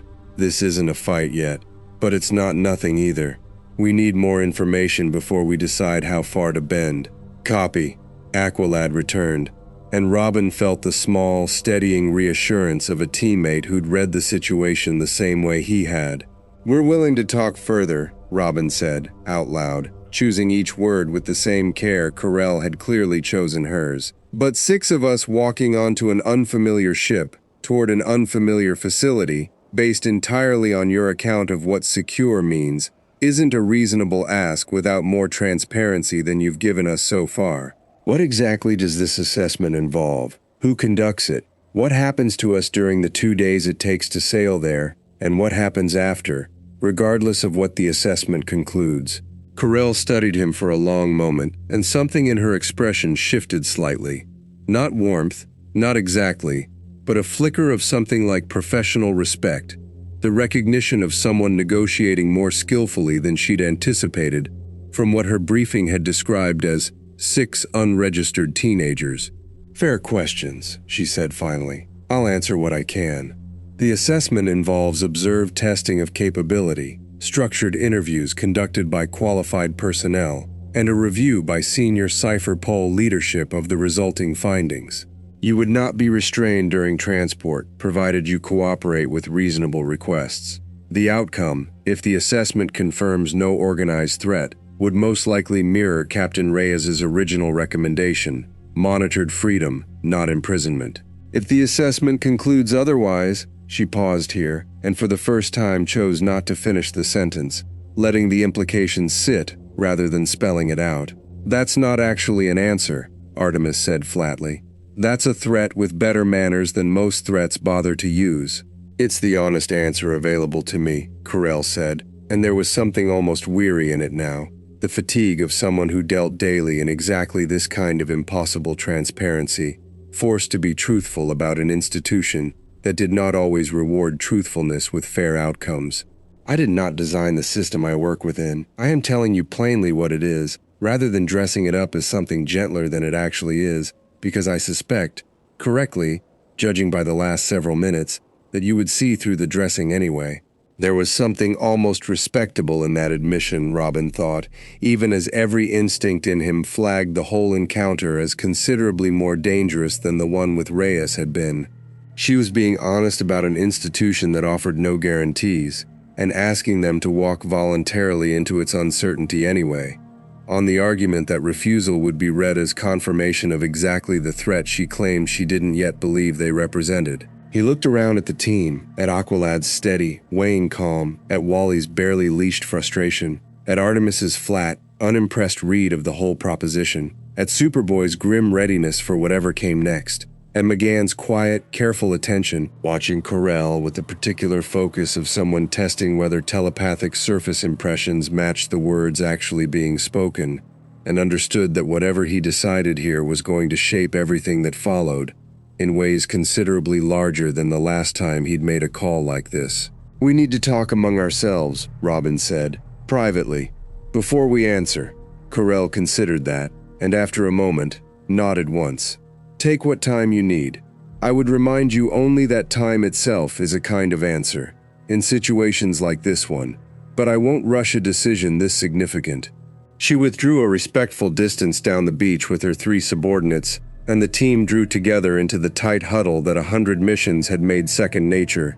6 voices dropping low, urgent, working through a decision that Robin understood, even before anyone spoke a word of it aloud, was going to determine whether the story of 6 kids in this world became one of cautious cooperation or something considerably more adversarial. "We can't just go," Artemis said immediately, quiet and fierce. "You heard her. No guarantees. We walk onto that ship and there's no telling what assessment actually looks like once we're out of sight of anyone who might actually hold them accountable. We can't just refuse either," Aqualad said. She said it plainly. Refusal reads as confirmation. "If we run, if we fight our way clear of this, we've just handed every Marine and Cipher Pol officer in this world exactly the narrative that gets 6 unclassified, overwhelmingly powerful outsiders classified as hostile. That's not a door we want opened before we understand this world well enough to know what walks through it after." "So what, we just trust her?" Wally said.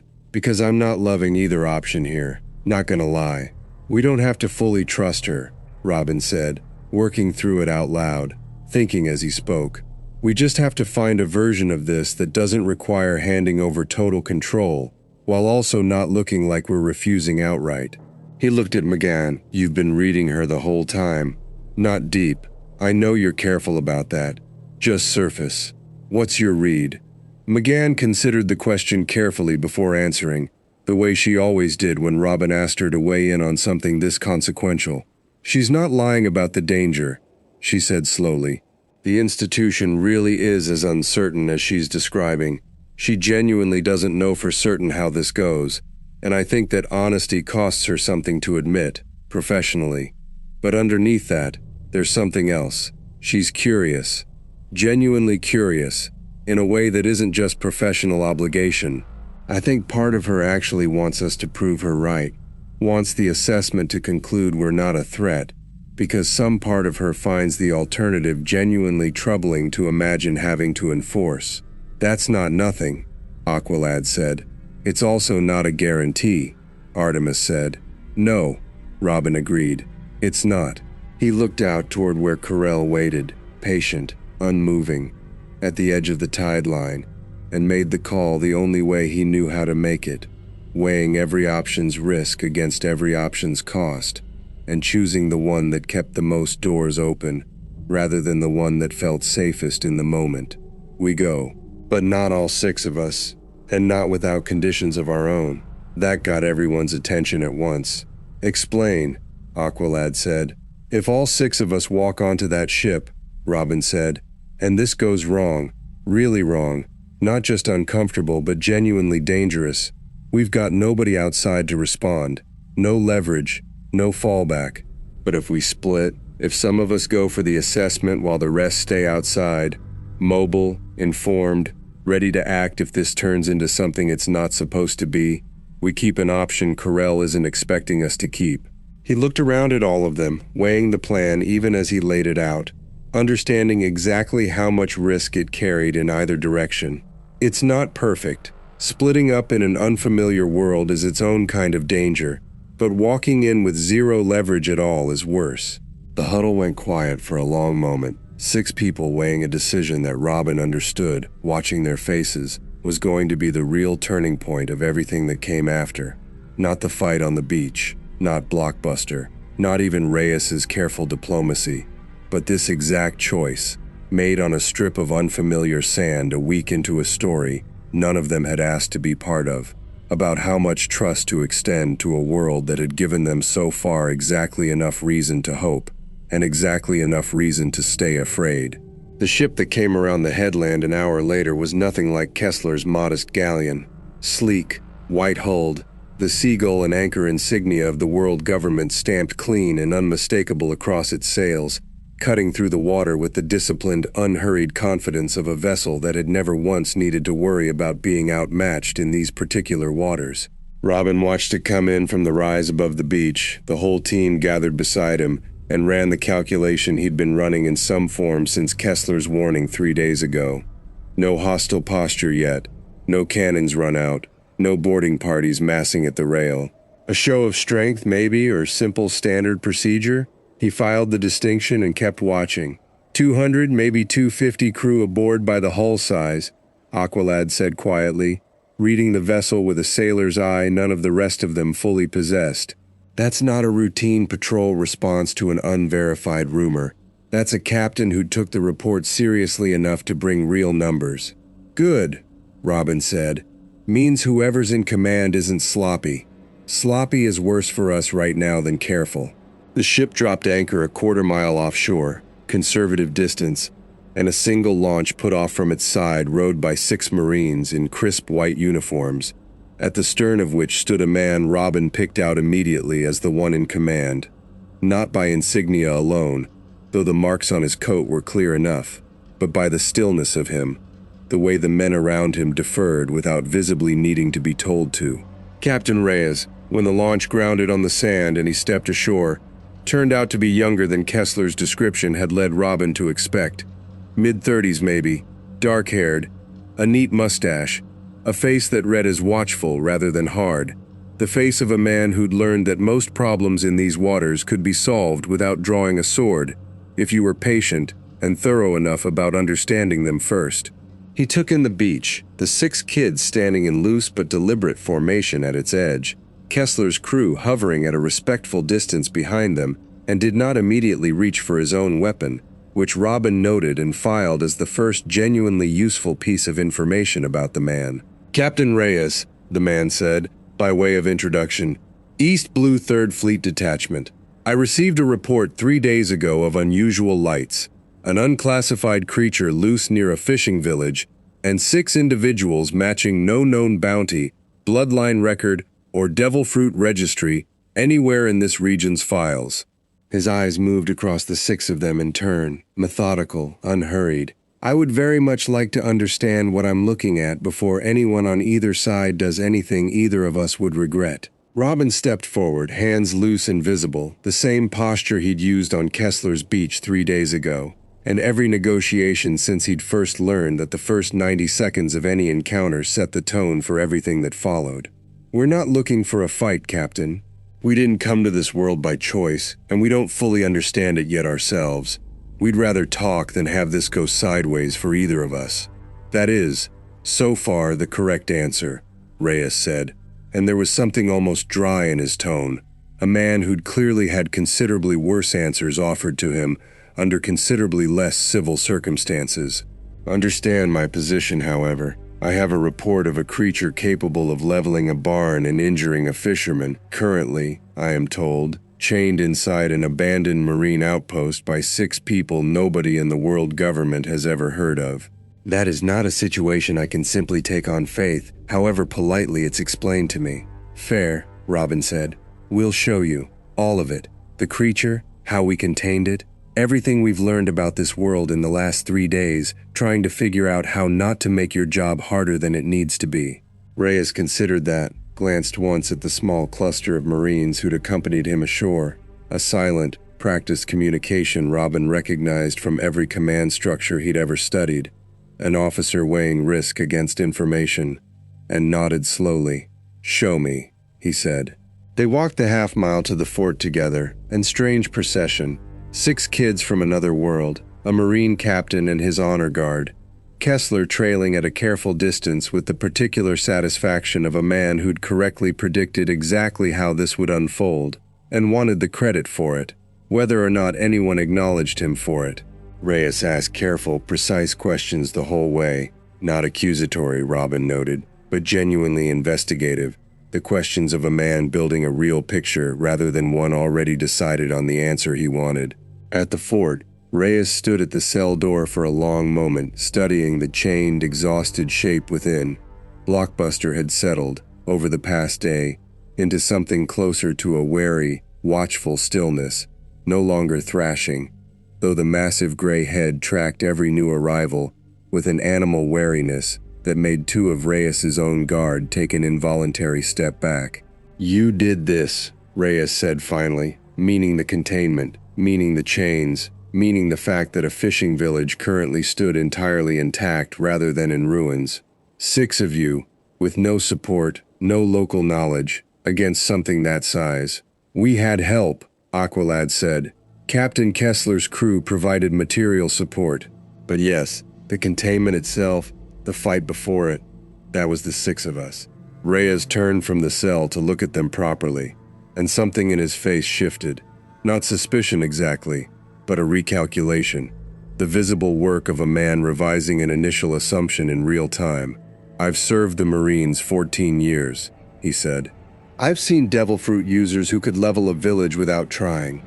I've seen swordsmen who could cut a mountain in half if the legends are to be believed. I have never, in 14 years, heard of 6 untrained-looking teenagers stopping something like this without so much as a scratch between them, using nothing that reads on any registry I've ever consulted. He looked at Superboy last, the way Kessler had, the way everyone in this world seemed to eventually land on Superboy last, some instinct picking him out as the largest question mark in a group already full of them. What exactly are you people? Robin had turned this exact question over more times in the past 3 days than he could count, weighing how much truth this world could productively absorb against how much a partial truth risked looking like a lie once the rest inevitably surfaced.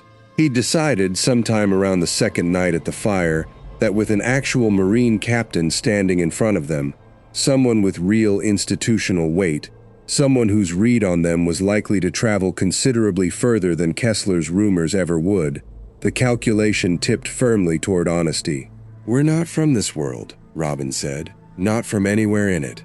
We came from somewhere else entirely. Another world is the simplest way to say it.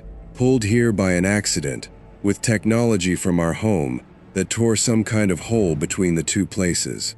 That creature came through the same tier. So did we. We didn't plan this. We don't fully understand how it happened, and we don't currently have any way back. The silence that followed stretched long enough that Robin began recalculating whether he'd misjudged the man after all. Reyes's honor guard exchanged glances behind him, and one of the younger Marines actually laughed, short and disbelieving, before a look from his captain silenced him. Another world, Reyes repeated, slowly, testing the shape of the claim. Not another sea. Not some undiscovered landmass past the red line. An entirely separate world. Yes, that's an extraordinary claim. I'm aware, Robin said. I also understand it's not one you have any obligation to simply accept because we say so. Ask us anything. Test anything you need to test. Within reason. We'd rather earn whatever trust we're asking for than demand it on faith. Reyes studied him for a long moment, and Robin held the gaze without flinching, understanding that this exact moment, this exact read the captain was taking of him right now, was likely to matter more than almost anything else that happened today. There is precedent, Reyes said finally, slowly, almost to himself, for things crossing over that shouldn't. Old sailor accounts, mostly dismissed as drink-talking, sea kings from depths nobody's charted, artifacts pulled up that don't match any known devil fruit's properties, the occasional story of something appearing on an island that wasn't there the week before and wasn't ever explained afterward. The world government keeps files on these. Most are nonsense, some are not. His eyes moved back to the 6 of them, weighing. I am not saying I believe you. I am saying I am not prepared to dismiss you either, which, given what I've seen you accomplish against that creature, strikes me as the only responsible position available to me right now. That's more than fair, Aqualad said. It is also not my decision to make alone, Reyes went on, and something in his tone shifted here, the first note of genuine constraint Robin had heard from him. 6 unregistered individuals, capable of what you're capable of, from a claimed origin with no precedent in any file I have access to. That is not a matter I have authority to simply resolve on a beach and sail away from. This will need to be reported, properly, to my superiors, and likely beyond them. Robin felt the whole team go very still at that, the same tension that had been sitting underneath every hour of the past 3 days finally surfacing in full. Reported how? He said carefully. Reported to who, exactly? Truthfully? I don't fully know yet, Reyes admitted, and there was something almost like reluctance in the honesty of it. A man laying out a hard truth rather than softening it for 6 kids' comfort. A case this unprecedented could stay at fleet level, handled by officers like myself with discretion to decide reasonable outcomes. It could also draw attention considerably higher. Cipher Pol takes interest in unclassified power sources as a matter of policy, and if word reaches them before I've had a chance to shape the framing myself, the outcome could look very different than anything I'd personally recommend. He held Robin's gaze steadily. I am telling you this because I would rather you understand the actual stakes than assume a report to my superiors is a simple formality. It is not. What would you recommend? Robin asked. If it were entirely your call. Reyes considered the question with visible care, glancing once toward the cell holding Blockbuster's chained form, once toward Kessler and his crew standing at a respectful distance, once back at the 6 of them. I would recommend, he said slowly, that 6 individuals who used considerable power to protect a fishing village rather than exploit it, who contained a genuine threat at real personal risk rather than fleeing it, and who have been forthright with me rather than deceptive, be treated as what the evidence in front of me actually suggests you are, which is not a threat requiring containment, but a genuinely unprecedented circumstance requiring careful, good faith handling. He paused. Whether my recommendation survives contact with everyone above me in the chain, I cannot promise you. I can promise you I intend to make it, and to make it honestly, which is more than I suspect this situation would receive from every officer who might have found you first. It wasn't a guarantee. Robin understood that clearly. Understood that Reyes was laying out an honest assessment of genuine uncertainty rather than a comfortable lie designed to keep 6 powerful strangers calm and cooperative. But it was, weighed against every worse outcome Robin had spent 3 days quietly bracing for, a considerably better starting position than he'd allowed himself to hope for. What happens to the creature? Superboy asked, before anyone else could move the conversation forward. Blockbuster. What happens to him, in whatever report you're about to file? Reyes turned to consider the chained, watchful shape in the cell, and something in his expression suggested he'd been waiting for exactly this question, understanding correctly that it mattered more to at least one member of this strange group than perhaps anything else on the table. Honestly assessed as I've just promised to assess everything else? A creature that size, that strength, presents genuine ongoing risk to civilian populations regardless of its origin or its current cooperative state.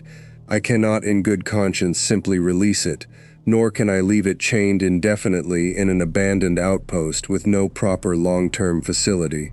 The most likely recommendation I can offer is transfer to a secure marine holding facility with proper long-term containment, not execution, not casual disposal, but genuine, sustained containment by people equipped to manage it safely for as long as it takes to determine whether anything better can eventually be done for it. Superboy's jaw tightened, and Robin watched him wrestle visibly with the answer. Not satisfaction, not quite, but something close to the least bad outcome he'd probably allowed himself to hope for, given everything he understood about what Blockbuster actually was and wasn't capable of returning from. That's fair, he said finally, quiet. Better than what would have happened to him back home, honestly, if I'm being straight about it. Just treat him like something that used to be a person once. Even if he can't act like one anymore. That's all I'm asking. I can promise that much, Reyes said, and something in the plain sincerity of it seemed to land, because Superboy nodded once and didn't push further. Reyes turned back to the group as a whole, and the next part of the conversation, Robin understood, was going to determine the actual shape of the coming days, far more than anything discussed so far. Here's what I can offer, pending my superior's response, which I expect will take several days at minimum given the unprecedented nature of the report I'm about to file. You are not, as of this moment, under arrest, nor are you fugitives. You will not be restrained or confined. I would ask in good faith that you remain accessible, within this general region, reachable, cooperative with whatever follow-up questions arise, while the matter works its way through proper channels. In exchange, I will file my report honestly, framed as I've described it to you, and I will personally advocate for the outcome I've just outlined, rather than anything harsher."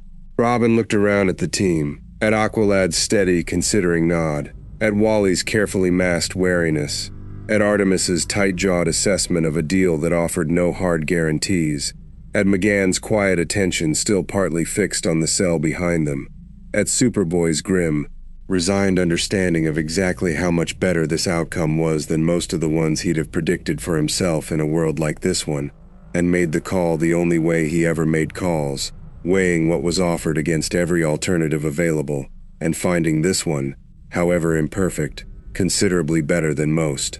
"Deal," Robin said, extending a hand. Reyes shook it, firm and brief, the handshake of a man sealing something he intended to honor rather than a formality he meant to discard the moment it became inconvenient.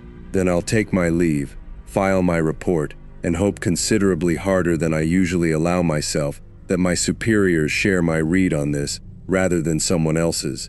He turned to go, gathering his honor guard with a glance, and paused at the fort's broken gate to look back at the 6 of them one more time. 6 kids standing together in a world none of them had asked to fall into, having just talked their way through the first real test of whether this world's largest, most organized power would meet them with force or with something closer to fairness. "For what it's worth," Reyes said, "whatever you actually are, wherever you actually came from, what you did for that village 3 days ago was the act of people worth extending good faith to. I intend to make sure that's the version of events that reaches the people deciding what happens to you next. I can't promise you it'll be enough, but it's the honest version, and in my experience, the honest version is usually the best chance anyone gets."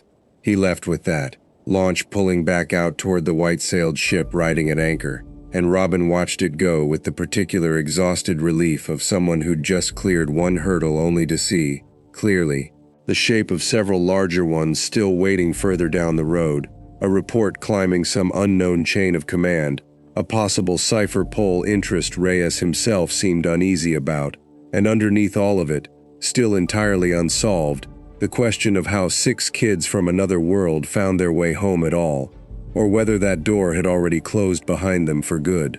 "Well," Wally said, into the settling quiet, with the exhausted, punch-drunk humor that always surfaced in him once real danger had passed, "that went better than I expected. Only slightly terrifying, cautiously optimistic. I'll take it." "Don't get comfortable," Aqualad said, not unkindly, watching the marine ship shrink toward the horizon. "Reyes was honest with us. That is rare and valuable, and I do not take it lightly. But he was equally honest that his word is not the only word that matters here. Whatever comes next, it is unlikely to be simple."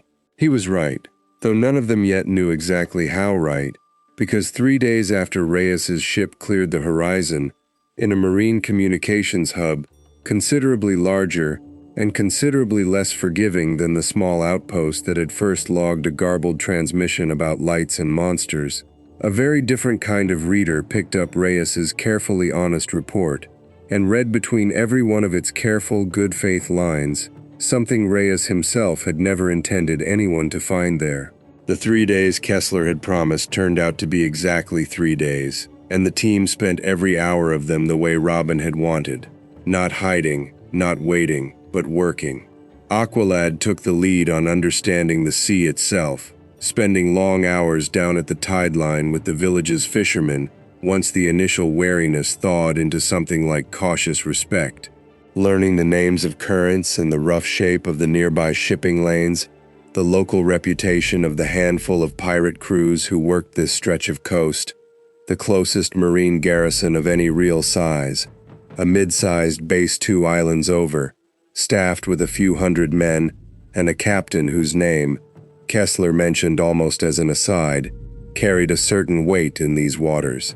"Captain Reyes," Kessler said, over a shared meal on the second evening. The fire burned low, and the fort's broken silhouette dark against the stars. "Not a bad sort, as Marines go. Doesn't run his post soft, mind. He's put men of mine in irons before for things that deserved it. But he doesn't run it cruel either. If word of your monster and your sick selves reaches anyone first, better it reaches him than half the captains I could name. Some of them would have had this whole village burned to the waterline just to be safe by now. Robin filed that carefully. A name, a reputation, second-hand and unverified, but a starting point. The first Marine officer they'd have anything more than rumor to go on, and the one whose desk, if Kessler's estimate held, that overnight log entry was likely to eventually reach. Wally, unable to sit still for long even by his own restless standards, had made himself useful in a way that surprised even Robin, running the coastline at speed each morning, mapping terrain nobody else had time to cover, and returning each time with a clearer picture of the island's shape, its handful of coves, the places a person or a monster might hide if either needed to. He'd also, in the process, made fast friends with 3 of the village's children who'd taken to sprinting after him on his slower loops, shrieking with delight, utterly unafraid of the stranger who'd appeared out of thin air 2 days ago, in the specific unbothered way children sometimes managed when adults around them were still too frightened to relax. "They don't care what world we're from," Wally said, grinning, watching the kids race each other back toward the village after his 4th lap of the morning. "That's kinda nice, actually. Everybody else keeps looking at us like we're either gonna save them or eat them. Kids just think it's cool I'm fast."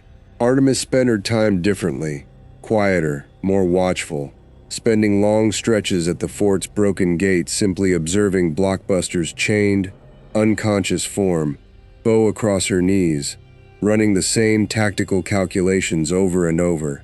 What would actually stop something that size, if the fight came again and came harder? What she'd need to make arrowheads capable of piercing skin that shrugged off steel. She found on the 2nd day a blacksmith in the village willing to work with her, an older woman named Sai who'd spent 30 years shoeing draft horses and repairing fishing gear, and had never in her life been asked to forge anything remotely like what Artemis described, and who took to the challenge with the fierce, focused delight of a craftsman handed a genuinely interesting problem for the first time in years. Densified head, narrow profile, more weight behind the point than a standard broadhead, Say said, turning Artemis's rough sketch over in gnarled hands. "I can do something like this. Won't be pretty, might not even be perfect, but I can do it." "It doesn't need to be pretty," Artemis said. "It needs to punch through something that shrugged off 3 good hits before it finally gave."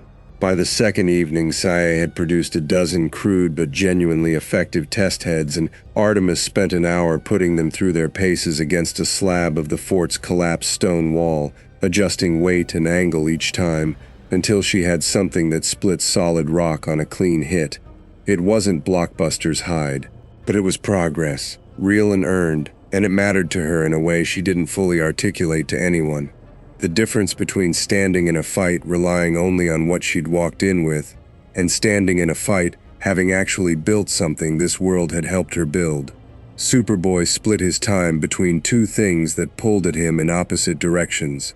Part of every day he spent near the fort's cell block, sitting a careful, respectful distance from Blockbuster's chained form, not talking, not trying to reach him the way McGann wanted to and had promised not to, just present, the way he'd have wanted someone present for him, once, back when he'd first come online in a lab with no memory and no context, and only strangers' voices telling him what he was supposed to be. The rest of each day he spent with Aqualad and Kessler's crew, testing the limits of what this world's tools could actually do against him, letting Deller, healed enough now to be more curious than resentful, take a full swing at him with the crew's best cutlass, letting the village blacksmith try a specially weighted hammer, cataloging with careful precision exactly what this world's ordinary weapons could and couldn't manage against a body built to withstand considerably more than ordinary weapons back home. "Steel doesn't do much," he reported, the 2nd evening, to Robin's running mental ledger of the team's collected intelligence. "Nothing here's cracked skin yet. Kessler says some of the stronger pirates out past this stretch of ocean use something called Haki that might actually manage it, hardens a person's own body or their strikes past what steel normally does. I want to test that before we assume I'm untouchable here." Getting overconfident in an unfamiliar world sounds like exactly the kind of mistake that gets someone hurt, Robin agreed, and filed it, and the same instinct that made Superboy insist on testing his own limits rather than assuming them was the same instinct Robin trusted enough to keep leaning into as their picture of this world kept sharpening. McGann, for her part, spent the bulk of those 3 days exactly where she'd started, close to Blockbuster, watching, waiting, present without pressing, keeping her promise to Superboy even when it cost her something to keep it. On the morning of the second day, he finally stirred. It wasn't graceful.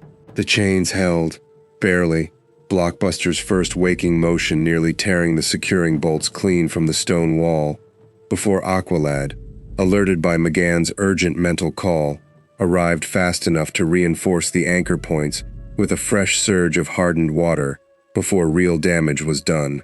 Blockbuster roared, confused and furious, and clearly terrified beneath the fury, in a way that only McGann, watching closely, seemed to fully register, thrashing against restraints in a stone room under a sun that wasn't his sun, surrounded by faces that weren't the faces of the handful of scientists and guards who'd at least been familiar, even at their cruelest.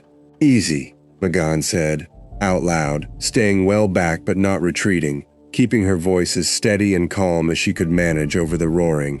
"Easy. Nobody's going to hurt you. I know this isn't your home. It isn't ours either. But you're not alone in that, if that's worth anything to you right now." He didn't understand her, almost certainly. Whatever remained of Mark Desmond's mind behind that transformed, gray-skinned fury was fractured badly enough that language had likely stopped mattering to him years ago, back in whatever lab had first done this to him. But something in the tone, maybe, or simply the presence of a voice that didn't flinch and didn't flee, seemed to reach some sliver of him regardless. The thrashing slowed, didn't stop, not fully, but slowed, settling into something closer to a wary, exhausted stillness. Massive chest heaving, eyes, flat, gray, more animal now than anything else, tracking her, without immediately reading her as a threat requiring more force. Superboy arrived at a dead run, having felt the tremor of the reinforced bolts through the stone even from a distance, and stopped short at the fort's broken gate, taking in the scene, McGann standing closer to the chained, wakened monster than anyone else would have dared, neither of them moving, something almost like a held breath stretched between them. "McGann," he said, low, careful not to startle either of them. "Step back, please." "He's not attacking," she said, just as quietly, not taking her eyes off Blockbuster. "He's scared, Connor. Really scared. I'm not in his mind. I promised you I wouldn't be, but I don't need to be to see it. Look at him." Superboy looked, and something in his own hardened expression cracked slightly at what he saw. Not the mindless engine of destruction from the fight on the beach, but something smaller within that huge frame, something cornered and lost and afraid in a way that clearly cost Superboy something to witness, because he recognized the shape of it too well, from somewhere much closer to home than he generally let himself think about. "Okay," he said finally. "Okay, but you don't get closer than you already are. That's the deal." "That's the deal," McGann agreed. They held that fragile, wordless truce through the rest of the day, Blockbuster settling by slow degrees into an exhausted, watchful quiet that was not peace, not really, but was at least not the raw, destructive fury of that first fight, and Robin, informed of the development, allowed himself a small measure of relief that the most dangerous variable in their current situation had, for now, stabilized into something manageable rather than escalating into something worse. It was on the morning of the third day, with the team gathered at the fire reviewing everything they'd learned and beginning to sketch the actual shape of an approach to Captain Reyes's Marine garrison, that Kessler came jogging up from the beach with an expression that told Robin, before a single word was spoken, that the borrowed time had just run out. "Ship on the horizon," Kessler said, breathing hard. "White flag, marine rigging, coming in fast, and coming in with purpose." He looked at the six of them, and there was no triumph in his expression at having called it correctly 3 days ago. Only the grim weight of a man who understood exactly what was about to happen and had no way to soften it. Whatever you were planning to do about meeting them on your own terms, kids, you're about to find out how much of that plan you actually get to keep. Night came fast, this far out on the water, the sun dropping below the horizon in a wash of colors none of them had names for, that felt wrong in ways too subtle to point at directly. And the village that had nearly lost its barn and one of its fishermen to a monster from another world spent that night in a state somewhere between shock and grim gratitude. Robin had spent the first hour after Blockbuster's chaining doing what he always did after a crisis, walking the site, checking every angle, making sure nothing had been missed. The chains held. Kessler's crew had wrapped them twice over out of an abundance of caution that Robin appreciated more than he let on, and posted 2 men to watch through the night in shifts.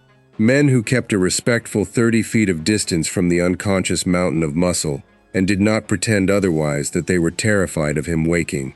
"He'll wake within the next 12 hours, Superboy said, crouched near enough to study Blockbuster's slow, ragged breathing, without getting close enough to be in easy reach if the chains failed.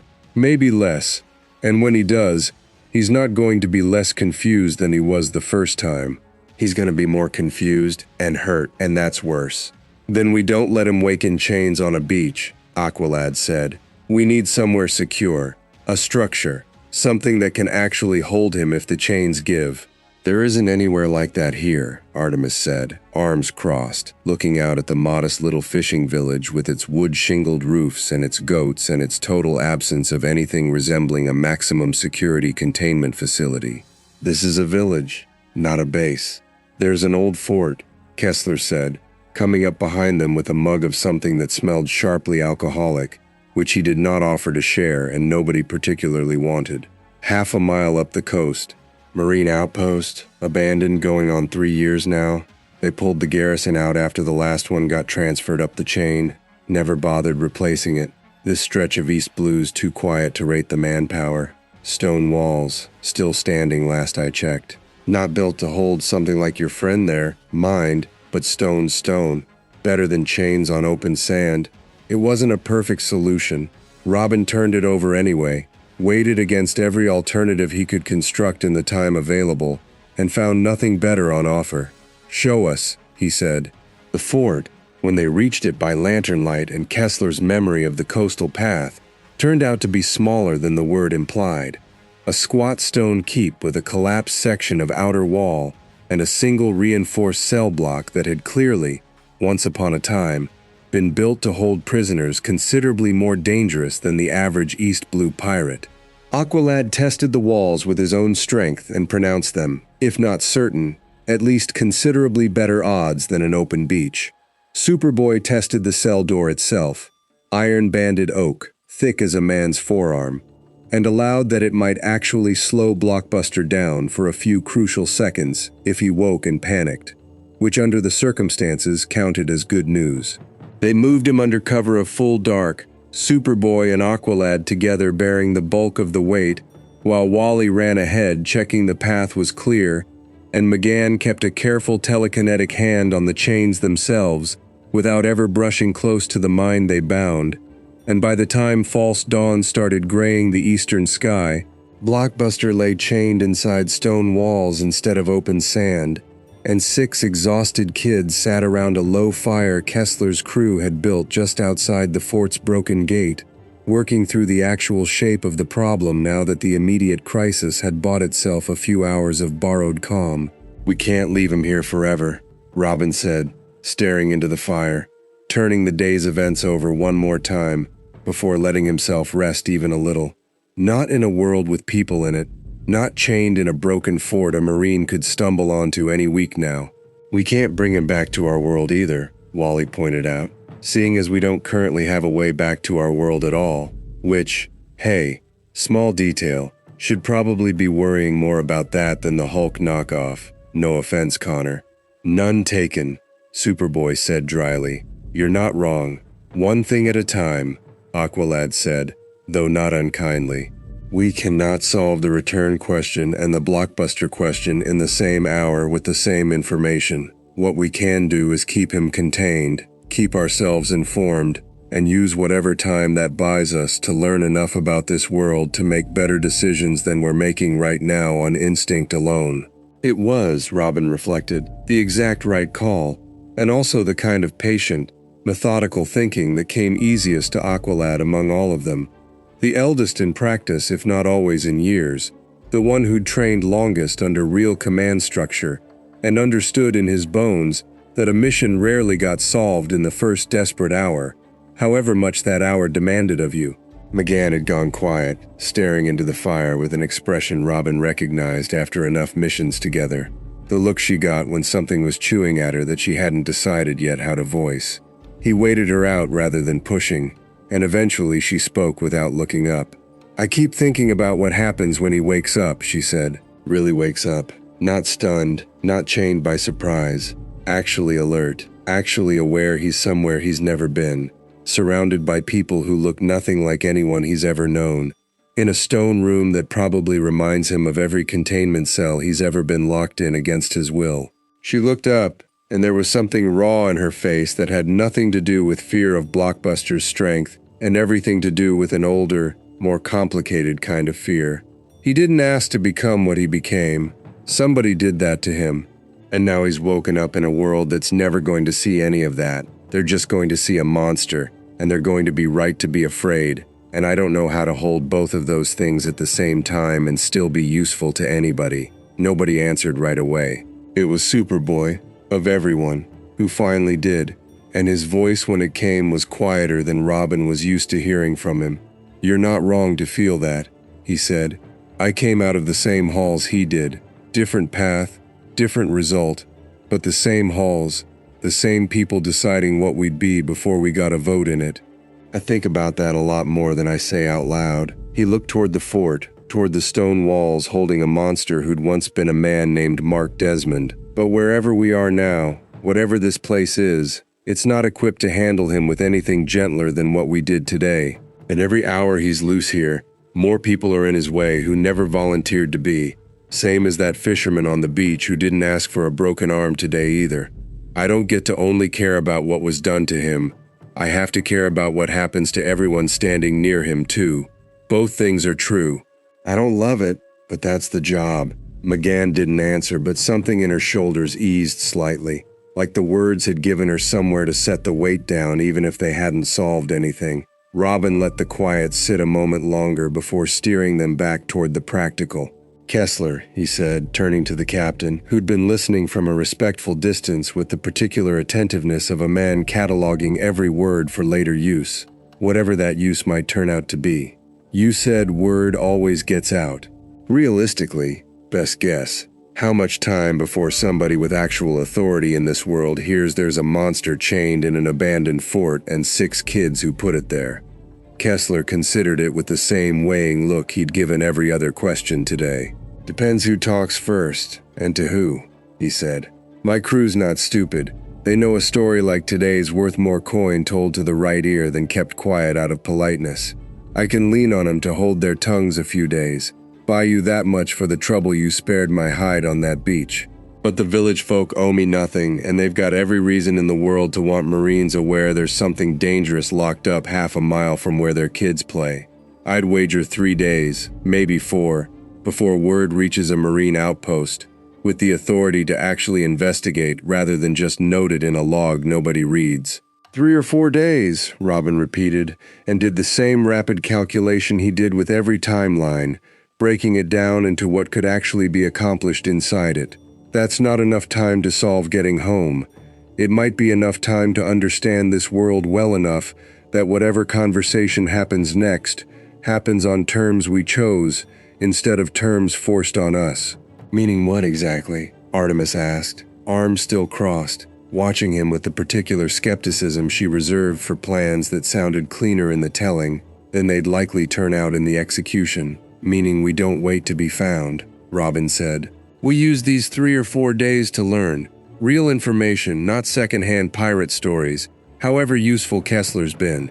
We find out what the Marines actually are, how they actually operate, what kind of reception 6 unclassified outsiders can realistically expect. If Kessler's right that word's spreading regardless, our best chance isn't hiding from that.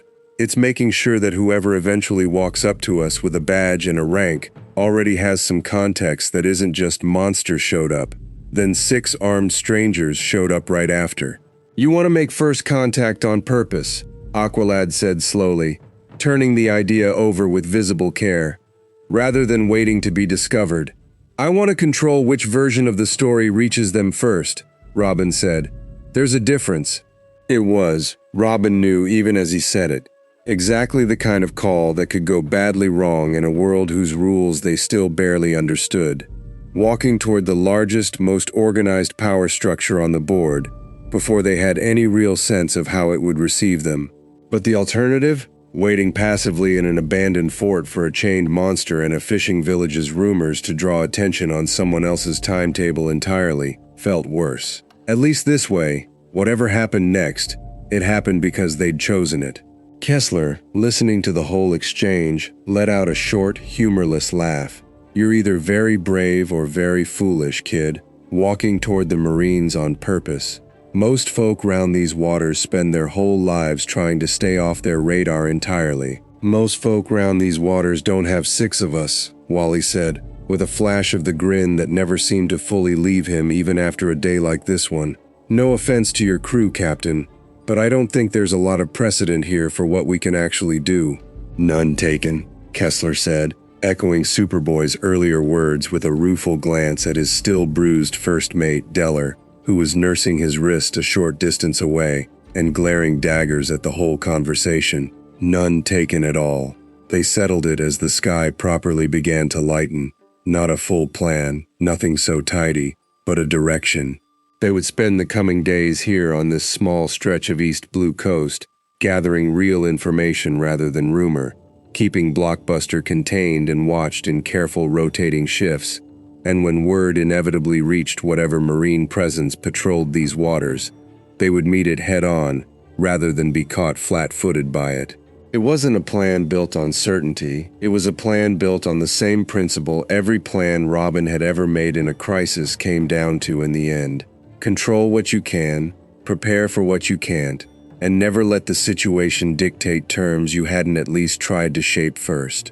McGann took first watch on Blockbuster as the others finally allowed themselves to rest, propped against the fort's broken outer wall with her knees drawn up, watching the chained shape breathe slow and ragged in the gray pre-dawn light, feeling the particular ache of caring about someone the rest of the world had already decided to be afraid of. She didn't try to read his mind. She'd promised Superboy that much, and she meant to keep it, but she stayed close anyway. Close enough that if he woke frightened and alone in a strange stone room in a world he'd never asked to fall into, there would at least be one face nearby that didn't flinch at the sight of him. 2 miles up the coast, in a marine way station too small to rate a proper name on any official map, a wireless operator on the overnight shift took a garbled transmission from a merchant vessel passing well offshore, something about strange lights over a fishing village, something about a monster, something about 6 armed strangers nobody could place, and, being young and new to the posting and unsure whether the report merited waking his superior at this hour, decided to log it for the morning instead and let someone with more seniority make the call about whether it mattered. It would take 3 more days, exactly as Kessler had guessed, before that log entry crossed a desk belonging to someone who understood immediately that it mattered a great deal. But the clock, whether the 6 of them fully realized it yet or not, had already started running. The headland Kessler had pointed toward turned out to be farther than it looked from the beach, and the team covered the distance the way they always did when time mattered more than caution, Wally scouting fast circuits ahead and doubling back to report, McGann airborne just above the tree line where her silhouette could pass for a bird if nobody looked too hard, the rest moving at a hard pace through underbrush that smelled of something between pine and salt and a third thing none of them had a name for yet. They smelled the smoke before they saw anything. Not campfire smoke. Superboy caught it first, head snapping up mid-stride, nostrils flaring. That's not wood burning, he said. That's metal. Something metal, hot enough to smoke. They came up over the last ridge together and stopped as one. The headland's far slope had been a stand of trees an hour ago, if Kessler's lookout was any judge, and it wasn't anymore. A crater maybe 40 feet across had been gouged into the hillside, scorched black at the center, ringed by trees snapped and flattened outward in a perfect radial pattern like a hand had swept them aside. At the crater's heart, something metal, twisted, half-melted, unmistakably not native to this world, sat smoking gently in a puddle of its own slag. Robin recognized the housing even mangled beyond function, a cadmus containment unit, the kind used to transport things too dangerous to move any other way. "That's not from the relay," Aqualad said quietly, crouching at the crater's rim, studying the scorch pattern. "That's a separate object, something that came through the rift with its own mass, its own trajectory." "Cadmus tech," Robin confirmed, moving down into the crater itself, careful of the still smoking metal. "Containment unit, rated for..." He stopped. "Read the half-melted serial plate again to be sure." His stomach dropped a full inch. "Rated for blockbuster." Nobody needed the explanation twice. Superboy's whole body had gone rigid at the name, jaw tight, and Robin understood exactly why. Blockbuster wasn't some anonymous Cadmus experiment to Superboy, wasn't an abstract threat filed away in a briefing packet.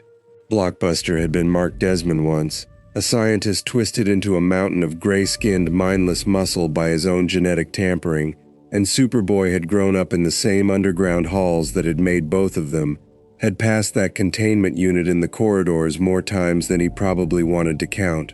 If Blockbuster's containment had been in transit through the relay corridor during the sabotage, awaiting transfer to a more secure facility, maybe some routine relocation gone catastrophically wrong at the worst possible second, then the same rift that had swallowed 6 kids had swallowed a monster along with them.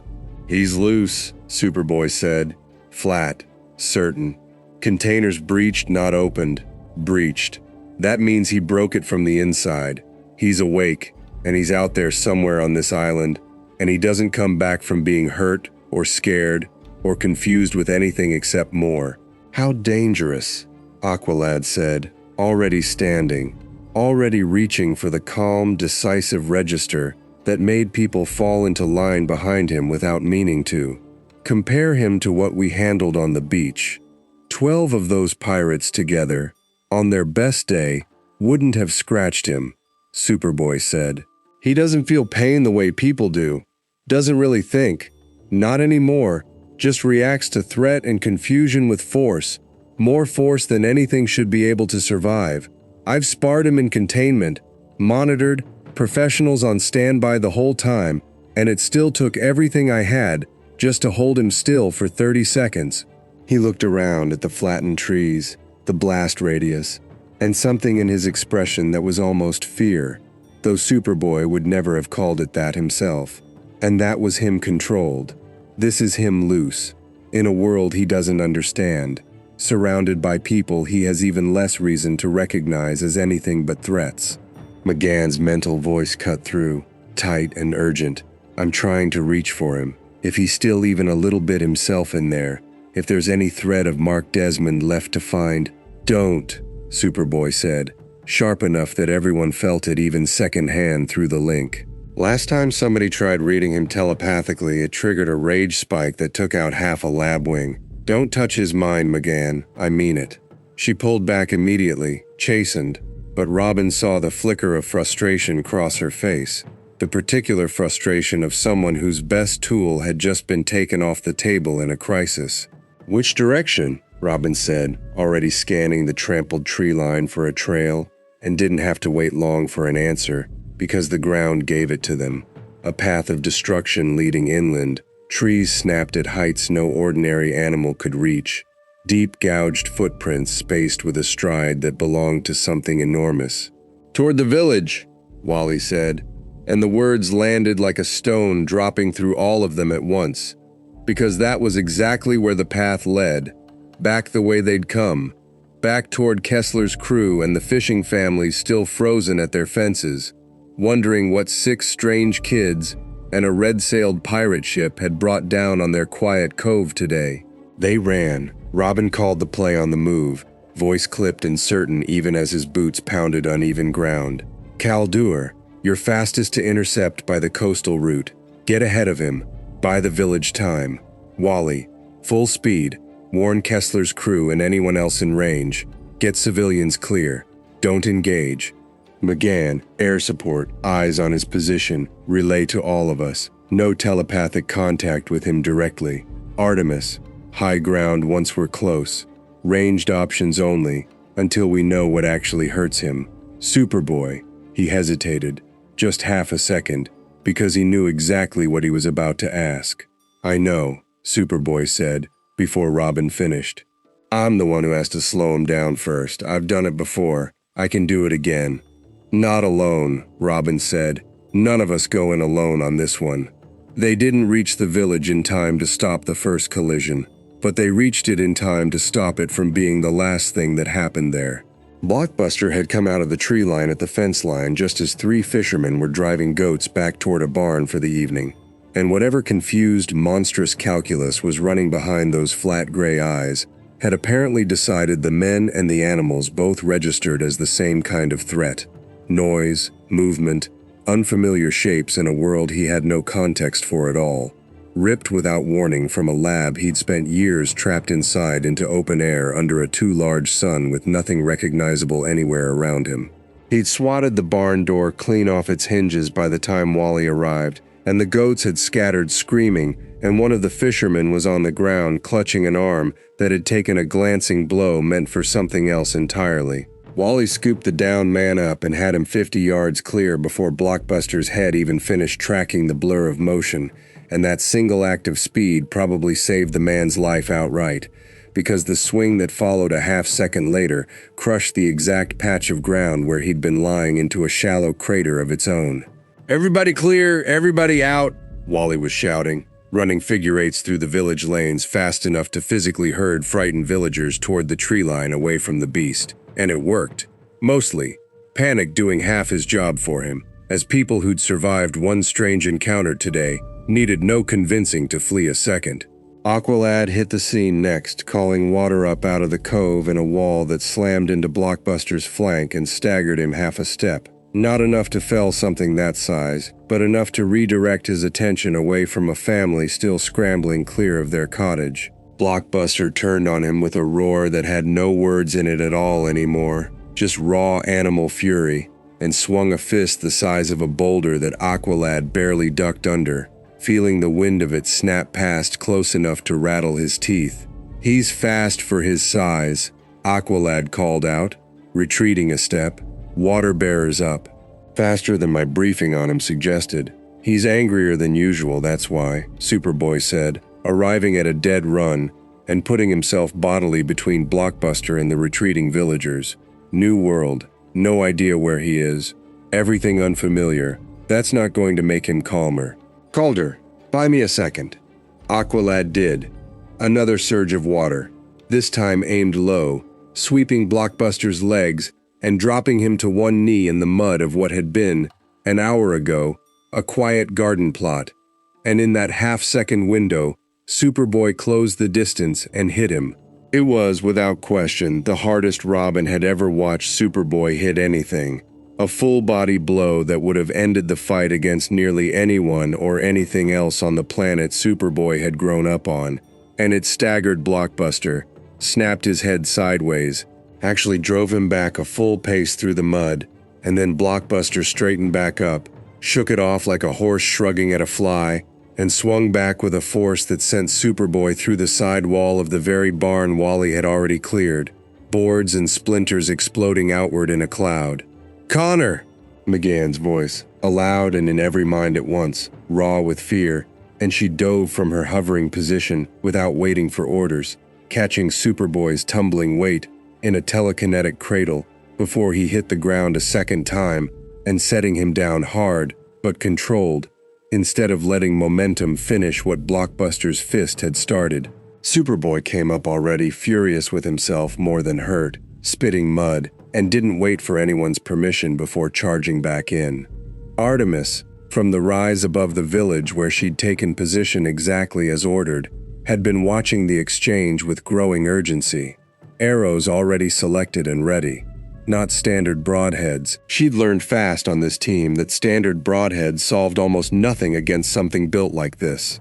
And let 3 fly in quick succession, each one aimed with surgical precision at the same rough joint where Blockbuster's shoulder met his overgrown arm, testing for a weakness the way you'd test armor for a seam. The first 2 glanced off skin like stone.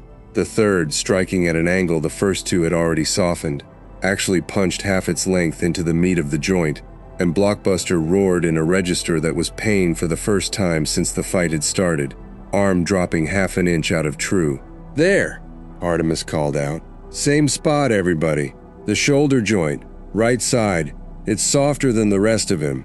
It wasn't a solution, it was information, which in Robin's experience was very often the same thing wearing different clothes at the start of a fight like this.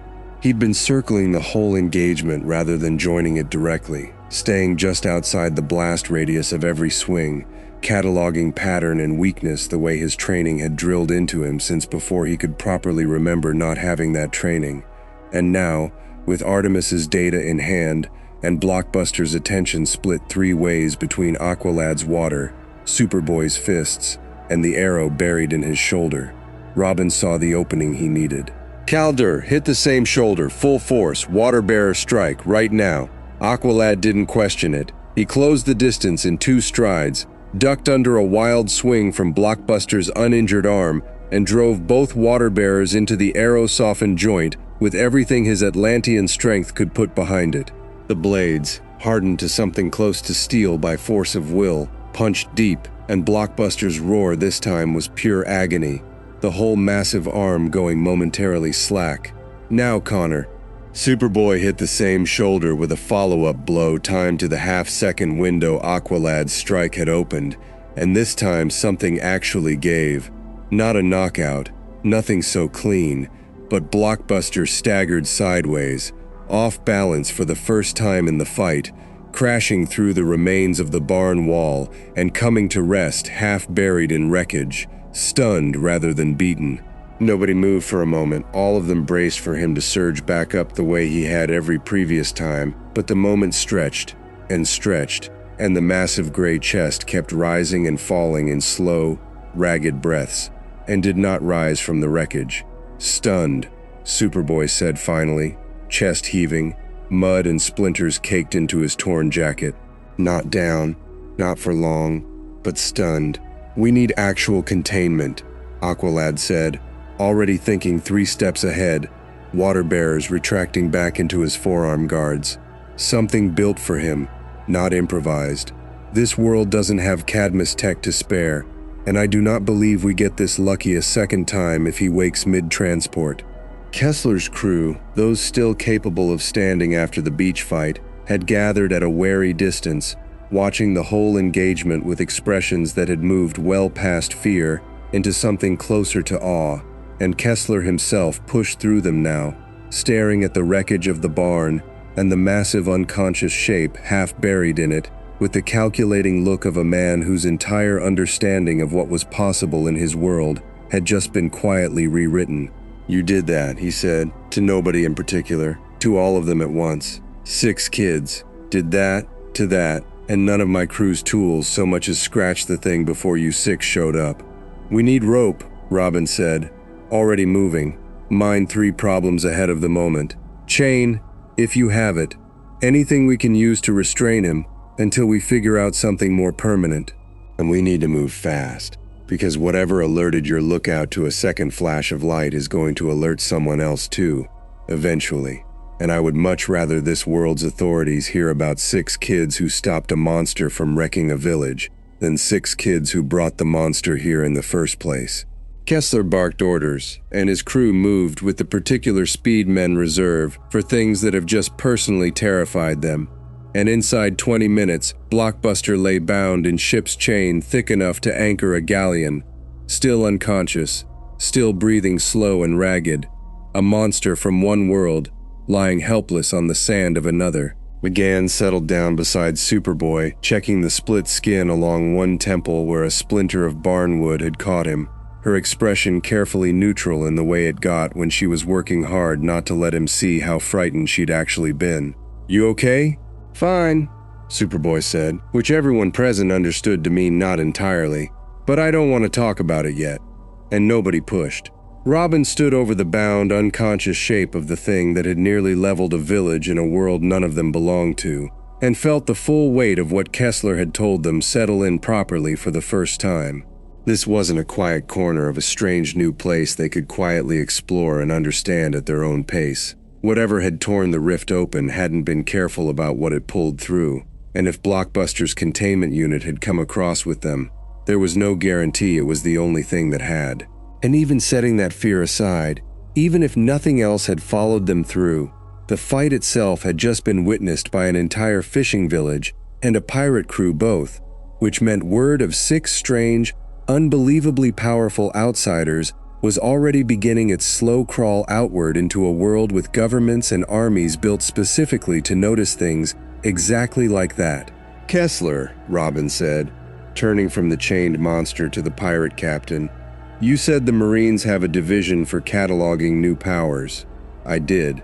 "How long realistically before word of this reaches them?"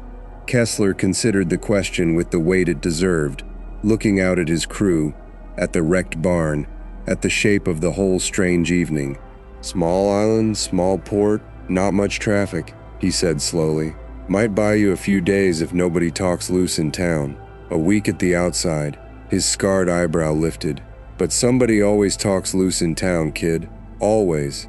Robin looked past him, out toward the darkening water, toward a horizon that held an entire unmapped world's worth of factions who were about to start asking questions about 6 kids who didn't fit anywhere in their books, and understood, with the same clean certainty that had guided every other call he'd made since the sand of that first beach, that whatever peace they found tonight was going to be borrowed time, and not very much of it. Nobody moved for 3 full seconds, which in a fight is a long time, long enough for both sides to finish their private math. The lean pirate, Robin would learn later his name was Deller, first mate under a captain named Kessler who ran a modest crew out of a modest patch of East Blue, and had never once considered himself unlucky in the recruits he attracted, took the silence as an answer he didn't like. His hand closed fully around the cutlass hilt. "Have it your way then," he said, and drew. He was fast, for a normal man. Robin had grown up around speed that made fast for a normal man look like standing still, and he didn't so much dodge the first swing as simply not be where it landed, already inside Deller's guard, bow staff cracking across the man's wrist, hard enough to send the cutlass spinning into the sand.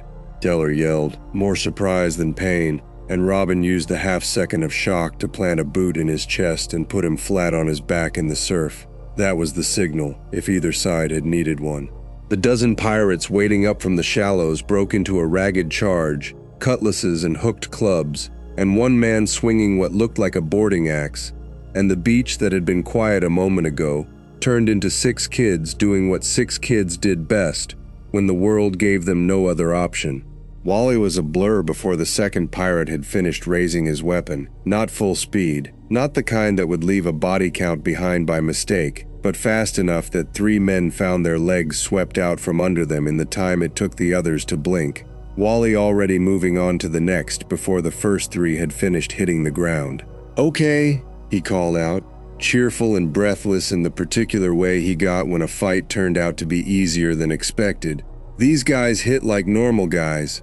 That's kind of nice. No offense to the normal guys. "Focus," Aqualad said, and where he stood the water answered him. Not dramatically, not a tidal wave, just a controlled surge that rose out of the shallows and knocked 4 advancing pirates flat on their backs, drenched and sputtering, weapons lost in the churn. His water bearers had extended from his forearm guards, twin curved blades of solid water held rigid by will and Atlantean physiology, and he moved through the scattering pirates with an economy of motion that looked less like violence and more like a man clearing a path. Superboy didn't bother drawing anything. He caught a swung cutlass in one bare hand, felt it snap uselessly against his palm without so much as a scratch to show for it, and the pirate holding the broken hilt went pale in a way that had nothing to do with the fight and everything to do with what he'd just watched happen to a blade that had served him for 6 years. Superboy didn't hit him. just looked at him, unimpressed, and the man dropped his weapon and ran without needing to be told twice. Artemis had already found the high ground, a jut of rock at the tree line, and put 2 arrows into the sand at the feet of the 2 men circling toward Aqualad's blind side, close enough to make the point without drawing blood, because Robin's "nobody starts anything" was still ringing in everyone's ears even mid-fight. "I could have hit you," she called down, knocking a third. "Next one won't miss on purpose." And McGann had dropped the human disguise the instant the fighting started, because there wasn't time anymore to worry about first impressions, and 3 pirates who'd been circling toward the frozen villagers at the fence line found themselves suddenly grabbed by a green-skinned girl's telekinetic grip and lifted a clean 6 feet off the sand, kicking uselessly at empty air, faces caught somewhere between terror and disbelief. It was over in under 90 seconds. 12 grown pirates, armed and experienced in a world where armed and experienced apparently meant something, scattered across the beach in various states of disarmed, dunked, or dangling, and not one of them seriously hurt. Robin took stock fast. Nobody down on their side, nobody bleeding on the other, the villagers still frozen but unharmed at the fence line, and felt the tight coil in his chest ease by a fraction. Whatever this world was, whatever it asked of them going forward, at least the first test hadn't cost anyone anything permanent. Then a voice came off the ship, and it was not a young voice, and it was not amused. "Well," it said, carrying easily across the water without seeming to raise itself at all, "that's not something you see twice in a lifetime." The man who came down the galleon's boarding ramp and waded ashore without bothering to use the skiff was older than his crew by a couple of decades, built heavy through the shoulders, a scar running from his left eyebrow into his hairline, and he walked with the specific, unhurried confidence of a man who had never once in his career needed to run toward a fight. Captain Kessler, Robin assumed, and assumed right. He stopped a dozen feet short of the group, took in the scattered wreckage of his own crew with an expression that was more curious than angry, and looked each of the 6 of them over in turn with the eye of a man pricing something he didn't yet understand the value of. 12 of my boys," Kessler said, almost admiring. "Not a scratch on any of you, not even breathing hard." His eyes went to Superboy last, and lingered. "You, the broken cutlass. That wasn't luck, was it? You didn't even flinch." Superboy said nothing, just held the man's gaze, steady, unbothered, the way he did with anyone trying to measure him for a cage. "I've sailed the East Blue 11 years, Kessler went on, when the silence made clear nobody was volunteering an explanation. "I've fought Marines, I've fought rival crews, I've fought a fishman once who near took my arm off before my second mate put a harpoon through him. I know what strong looks like around here. I've never seen this." He gestured, loose, at the 6 of them together. "So here's what I want to know, and I want it straight, because I didn't get to keep a crew alive 11 years by being stupid about who I pick fights with. Are you Marines? Some new experimental unit the world government's cooked up? Or are you something else entirely? Because my gut's telling me it's something else entirely, and my guts kept me alive a long time too." Robin weighed the question fast. Lying outright felt risky in a world whose rules they didn't understand yet. A wrong lie could close doors they needed open. The full truth felt riskier still. 6 kids from another world entirely was the kind of claim that either got you locked up as a threat or hunted as a curiosity, and they didn't know yet which this world would choose. He split the difference, the way he'd been trained to. "We're not Marines," he said. "We're not with the world government. We got separated from where we're supposed to be. Badly separated. Further than we understood until about 20 minutes ago, and we're trying to figure out where we've actually landed before we decide anything else. We didn't come looking for a fight. Your crew found us first." Kessler studied him a long moment, weighing the answer the way he'd weighed the fight itself. Not for truth exactly, Robin realized, but for what kind of trouble it signaled. "Separated," he repeated slowly. "From somewhere far enough that you don't know what the Marines are, and you don't recognize East Blue, and you fight like 6 trained soldiers who've never once needed a devil fruit to do it." His scarred eyebrow lifted. "That's not separated. That's not from here. I've heard old sailor stories about that. Devil fruits that tear holes where they shouldn't. Sea kings from the depths dragging up things that don't belong topside. Didn't think I'd live to see 6 of them wearing children's faces.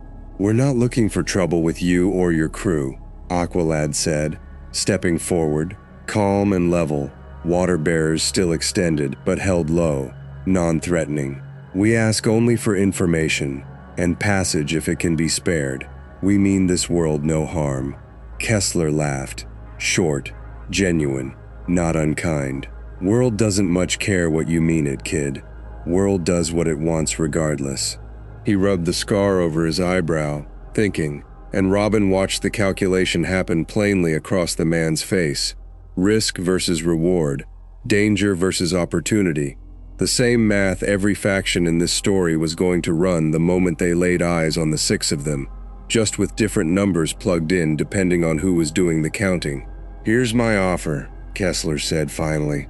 I don't know what you are, and I've decided I don't much care to find out the hard way. You fixed my crew's pride more than their bodies.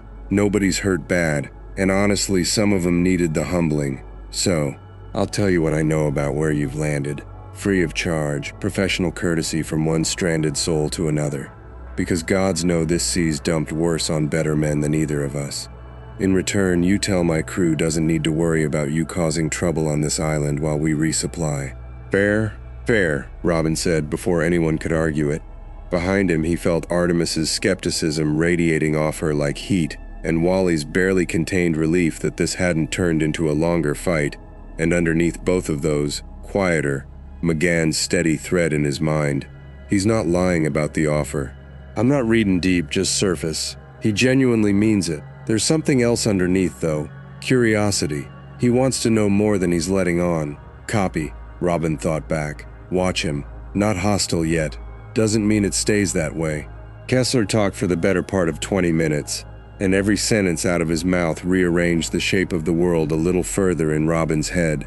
East Blue, the weakest, calmest of 4 seas that ringed a supercontinent. Nobody here called a supercontinent, just the red line, a wall of land and mountain that split the world's oceans into quadrants, a grand line running perpendicular to it, a stretch of water so lawless and monster thick that most sailors who entered it never came back out, where the real power in this world concentrated, pirates strong enough to be called emperors, the ones who ran entire stretches of ocean like private kingdoms. A government that spanned the whole world, backed by a military called the Marines and enforcers called Cipher Pol who answered to nobody. Devil fruits, the source of Kessler's earlier question, cursed fruits that granted inhuman power at the cost of the ability to swim. A fair trade in most pirates' eyes, given what the fruits could do. And running under everything, a force called Haki that had nothing to do with fruits at all. Something in the body and the will that let the strongest people alive perceive danger before it landed, force their presence onto weaker minds by sheer will, or harden their bodies past what any blade should manage to cut. None of that explains you 6, though, Kessler admitted, when he'd run out of the basics. No fruit I've heard of works like what your big one there did with that cutlass, snapping steel bare-handed and not a mark on him. And that water trick, a nod at Aqualad. That's not a fruit either. Not one I know. Fruit users can't touch the sea at all. Goes against their nature. Whatever's carrying you all, it's not from this world's toolbox. Which means the world government's going to want a very long conversation with you the moment word gets out. And word always gets out. Marines have a whole division just for cataloging new powers nobody's cleared yet. You'd do well to have your explanation ready before that conversation happens on someone else's terms instead of yours. Robin filed every piece of it, turning the picture over, and understood clearly for the first time exactly how large a problem the team had actually fallen into. Not a hostile alien world necessarily, not yet, but a world with its own vast machinery of factions and power, none of which had a category built for 6 teenagers who didn't fit any devil fruit, any bloodline, any Haki tradition it had ever cataloged. Which meant, sooner or later, someone was going to try to build a category for them whether the 6 of them liked the shape of it or not. One more thing, Kessler said, as his crew finished dragging themselves upright behind him, soaked and sullen and giving the 6 kids a wide, wary berth. "You said separated, not just from your world, separated from each other too, or do you land together?" "Together," Robin said. "Why?" Kessler's eyes flicked, briefly, toward the horizon, east, out past the cove's mouth, toward open water. "Because there was a second flash, maybe 20 minutes before you 6 came stumbling out of my tree line. My lookout called it in, thought it was heat lightning off the water. Wrong season for that kind of storm, though, and wrong color for lightning. Bright white-green, gone in a blink, out past that headland." He nodded toward a jut of dark rock a few miles up the coast. "If whatever tore you loose from your world tore anyone else loose along with you, my money says that's where they landed. Not here, there." The team went very still. "There were only 6 of us," Wally said slowly, "on the mission. Nobody else was near the relay when it— Unless it wasn't just us," McGann said, and her voice, out loud this time, carried a weight that made everyone turn. The rift didn't feel controlled. It didn't feel like it was only reaching for 6 specific signatures. It felt like it tore a hole and grabbed whatever was close enough to fall through. She looked toward the headland Kessler had pointed at, green eyes narrowing in a way that had nothing to do with her disguise and everything to do with genuine dread. If something else came through with us, something from home, or something already loose near the relay when it blew. She didn't finish the thought. Nobody made her. Robin looked at the headland, gauged the distance, gauged the fading light already starting to gold the edges of the sky, and made the call the way he always made calls, fast, and without the luxury of certainty. "We need eyes on that headland before dark," he said. "If it's nothing, we've lost an evening. If it's something, we need to know what before this world finds it first." Kessler, to his credit, didn't try to stop them, didn't try to sell passage or extort a price for the information he'd already freely given.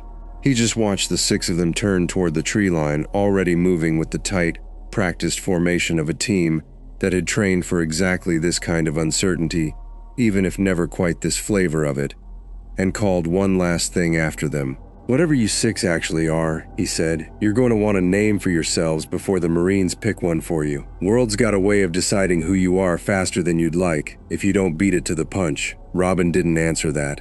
He filed it, the way he filed everything, and led the team into the trees, toward the headland, toward whatever second flash of white-green light had torn loose from the same wound in the world that had swallowed them. Not knowing yet that Kessler's warning would turn out to be the truest thing anyone in this world said to them for weeks, and that the name this world eventually settled on for 6 kids who didn't fit any of its categories would travel a great deal further and a great deal faster than any of them were ready for. The Zeta-tube shouldn't have made a sound like that. Robin heard it first, a low, wrong hum underneath the usual whine of the teleporter spinning up, like something inside the machine was clearing its throat before it screamed.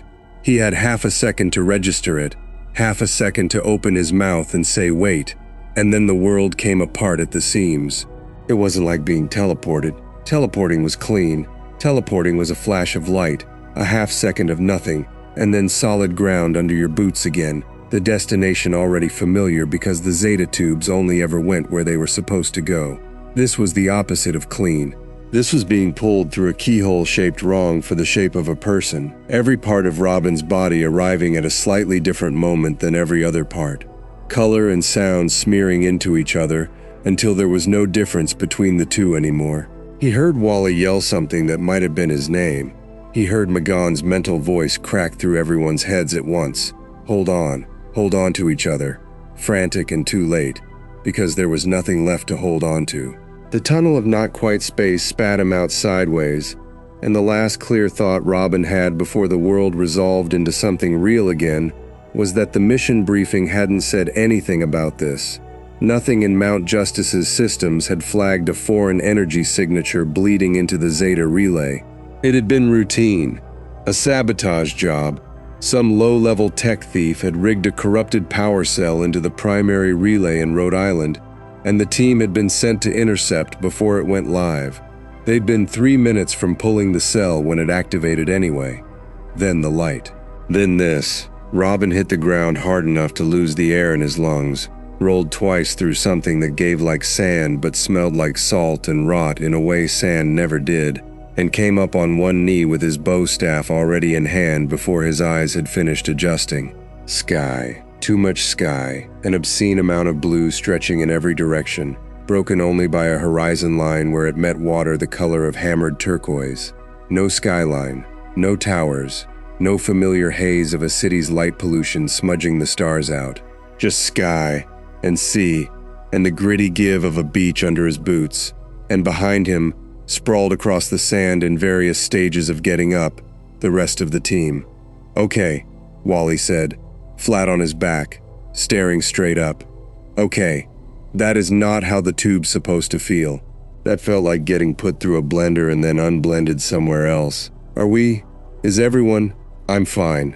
Artemis was already on her feet, bow in hand, though there was no arrow knocked yet, spinning in a slow circle to take in the terrain. Green trees 100 yards inland, thick and unfamiliar, some hybrid of jungle and temperate forest that didn't belong side by side. No roads, no structures.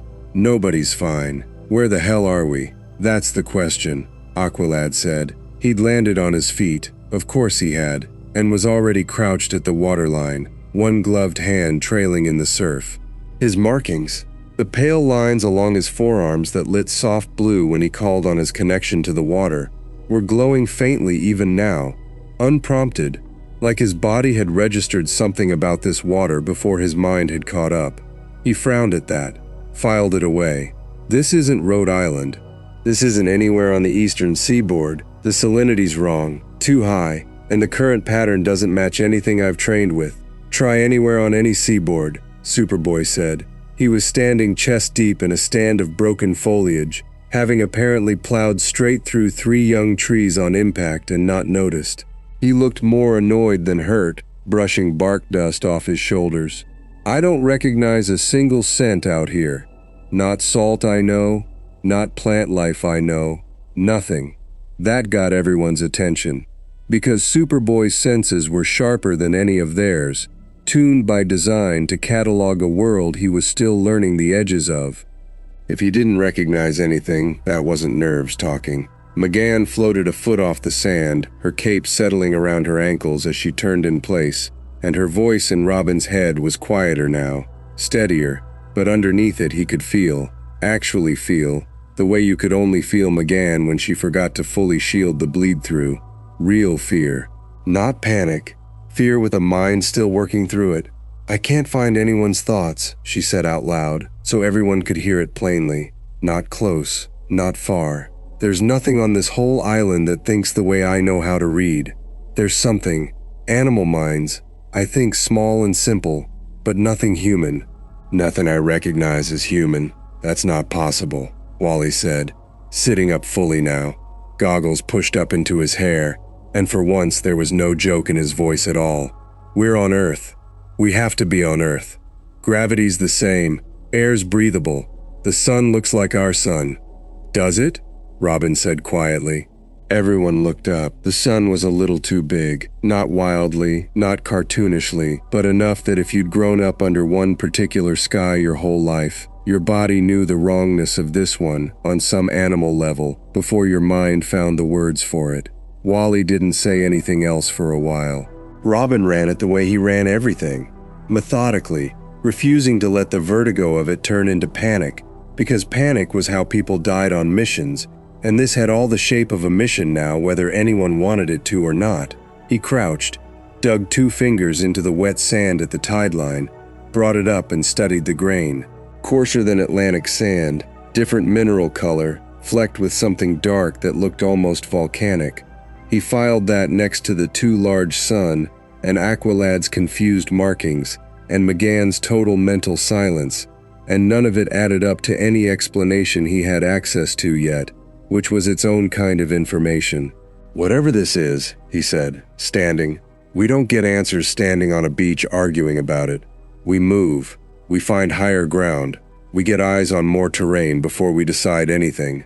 Calder, can you get a read on currents? Tell if there's a settlement nearby via the water." "I can try."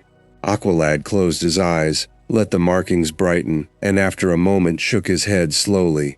There's something. Vessels, I think. Several of them, moving with intention rather than drifting, roughly 2 miles that direction. He pointed inland and around, toward where the coastline curved out of sight. But Robin, the water itself, it doesn't feel like any sea I've ever touched. There's a pull to it I don't have a name for. Old. Not threatening, just old, like it's been shaping this world for longer than water usually gets to. Great, Artemis muttered. Mystical ocean. Love that for us. They moved as a unit up the tree line, M'gann shifting her appearance without being asked, dropping the green skin and amber eyes for a passable human face, brown-haired and unremarkable, because whatever this place was, 6 kids in bright primary-colored costumes with a visibly alien girl among them was not the introduction any of them wanted to make to an unknown world.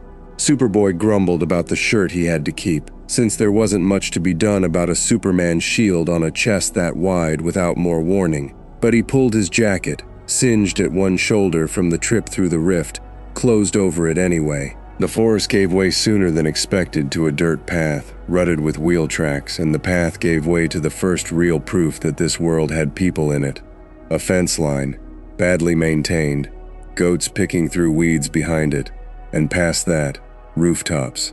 Low, wood-shingled, smoke curling from a couple of chimneys despite the warm air.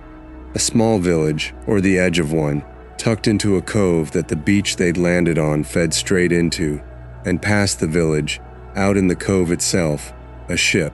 Not a ship like Robin had ever seen. No steel hull, no modern rigging, nothing that looked like it belonged this side of several centuries. A wooden galleon with a sail dyed dark red, patched in places with mismatched cloth, and at its stern a flag Robin's eyes caught and held on before anyone said a word about it.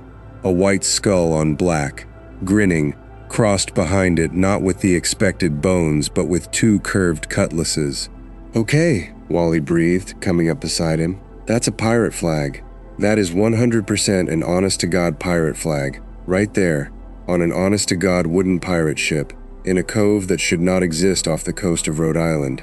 "It's not off the coast of Rhode Island," Robin said. "We need to stop assuming this is still our Earth at all." That silence held for a second too long, because saying it plainly was different from each of them thinking it privately. M'gann's borrowed human face didn't quite hide how her jaw tightened. Aqualad's eyes stayed on the ship, calculating. Superboy's hands at his sides curled slowly into fists. Not aggression, Robin thought. Just the reflex of a boy whose only real anchor to any world was the team standing around him right now, and how tightly he needed to hold on to that when everything else had just been pulled out from under him. They didn't get much longer to sit with it because the villagers had noticed them, not with alarm exactly, more the wary, assessing look of people who lived somewhere pirates docked regularly and had learned long ago that strangers on the tree line meant you found out what kind of trouble they were before you decided how scared to be. An older man with a fishing net over one shoulder had stopped dead in the path, staring at the 6 of them, at Superboy's build, at the flash of red and yellow Robin hadn't quite managed to fully obscure under a borrowed shirt, at the very fact that 6 teenagers had simply appeared at the tree line with the look of people who'd fallen out of the sky, because that's more or less exactly what had happened. "You're not from around here," the man said. Not a question. "No," Robin said before anyone else could answer wrong. Calm, unthreatening, hands loose and visible. "We got separated from our ship in a storm. We're not looking for trouble." The man's eyes flicked to the cove, to the red-sailed galleon riding at anchor, and something in his face shifted. Resignation, maybe. The particular exhaustion of a man who'd already had one group of unwelcome visitors today, and now had a second. "Storm didn't put you here," he said. "Storm didn't put them here either." He nodded toward the ship. "The Kessler pirates made port an hour before you lot came stumbling out of the trees looking like you'd been dragged through a hedge backwards. If you're smart, you'll turn right back around and wait 'em out somewhere they won't find you. They're not the worst crew that runs these waters, but they're not kind either." "Pirates," Artemis said, flat, like she was testing how the word sat in her mouth in this context. "As in, actual, currently active, As in the kind that'll take your boots and your boat and leave you the rest, if you're lucky, the man said. Now, you kids got names? Or should I just call the Marines and let them sort out who you belong to? Marines. Robin filed that word too, turning it over. Not the modern military branch. Not with the context this man had just wrapped it in. Spoken like a known authority in this world. A thing you called on strangers the way you'd call the police.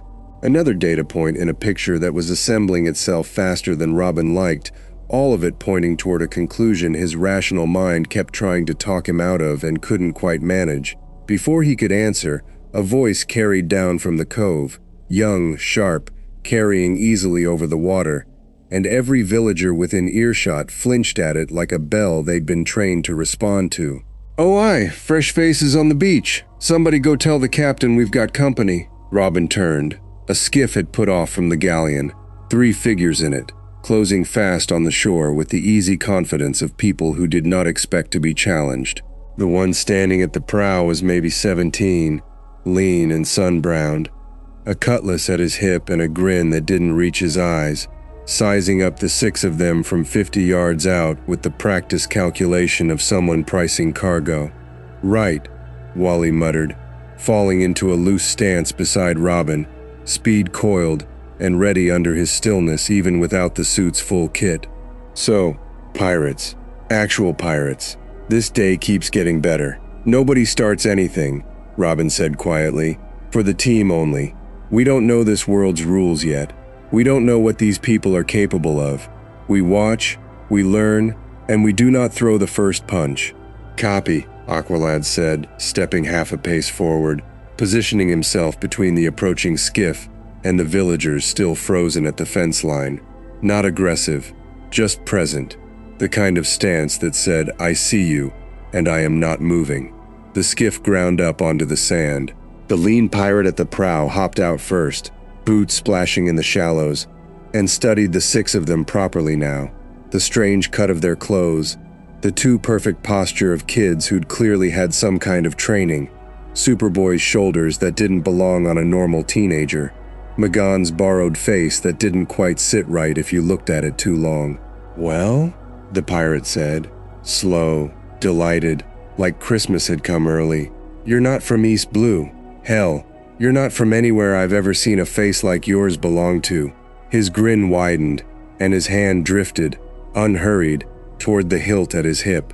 "Captain's gonna want to meet you personally, so here's how this is gonna go. You come nice and easy, and maybe we don't have to find out the hard way what you 6 are made of." Behind him, more pirates were dropping off the ship's deck into the water, wading ashore, a dozen at least, closing the distance with the casual, practiced ease of a crew that had done this exact thing 100 times before and never once lost. Robin felt the whole team shift its weight at once.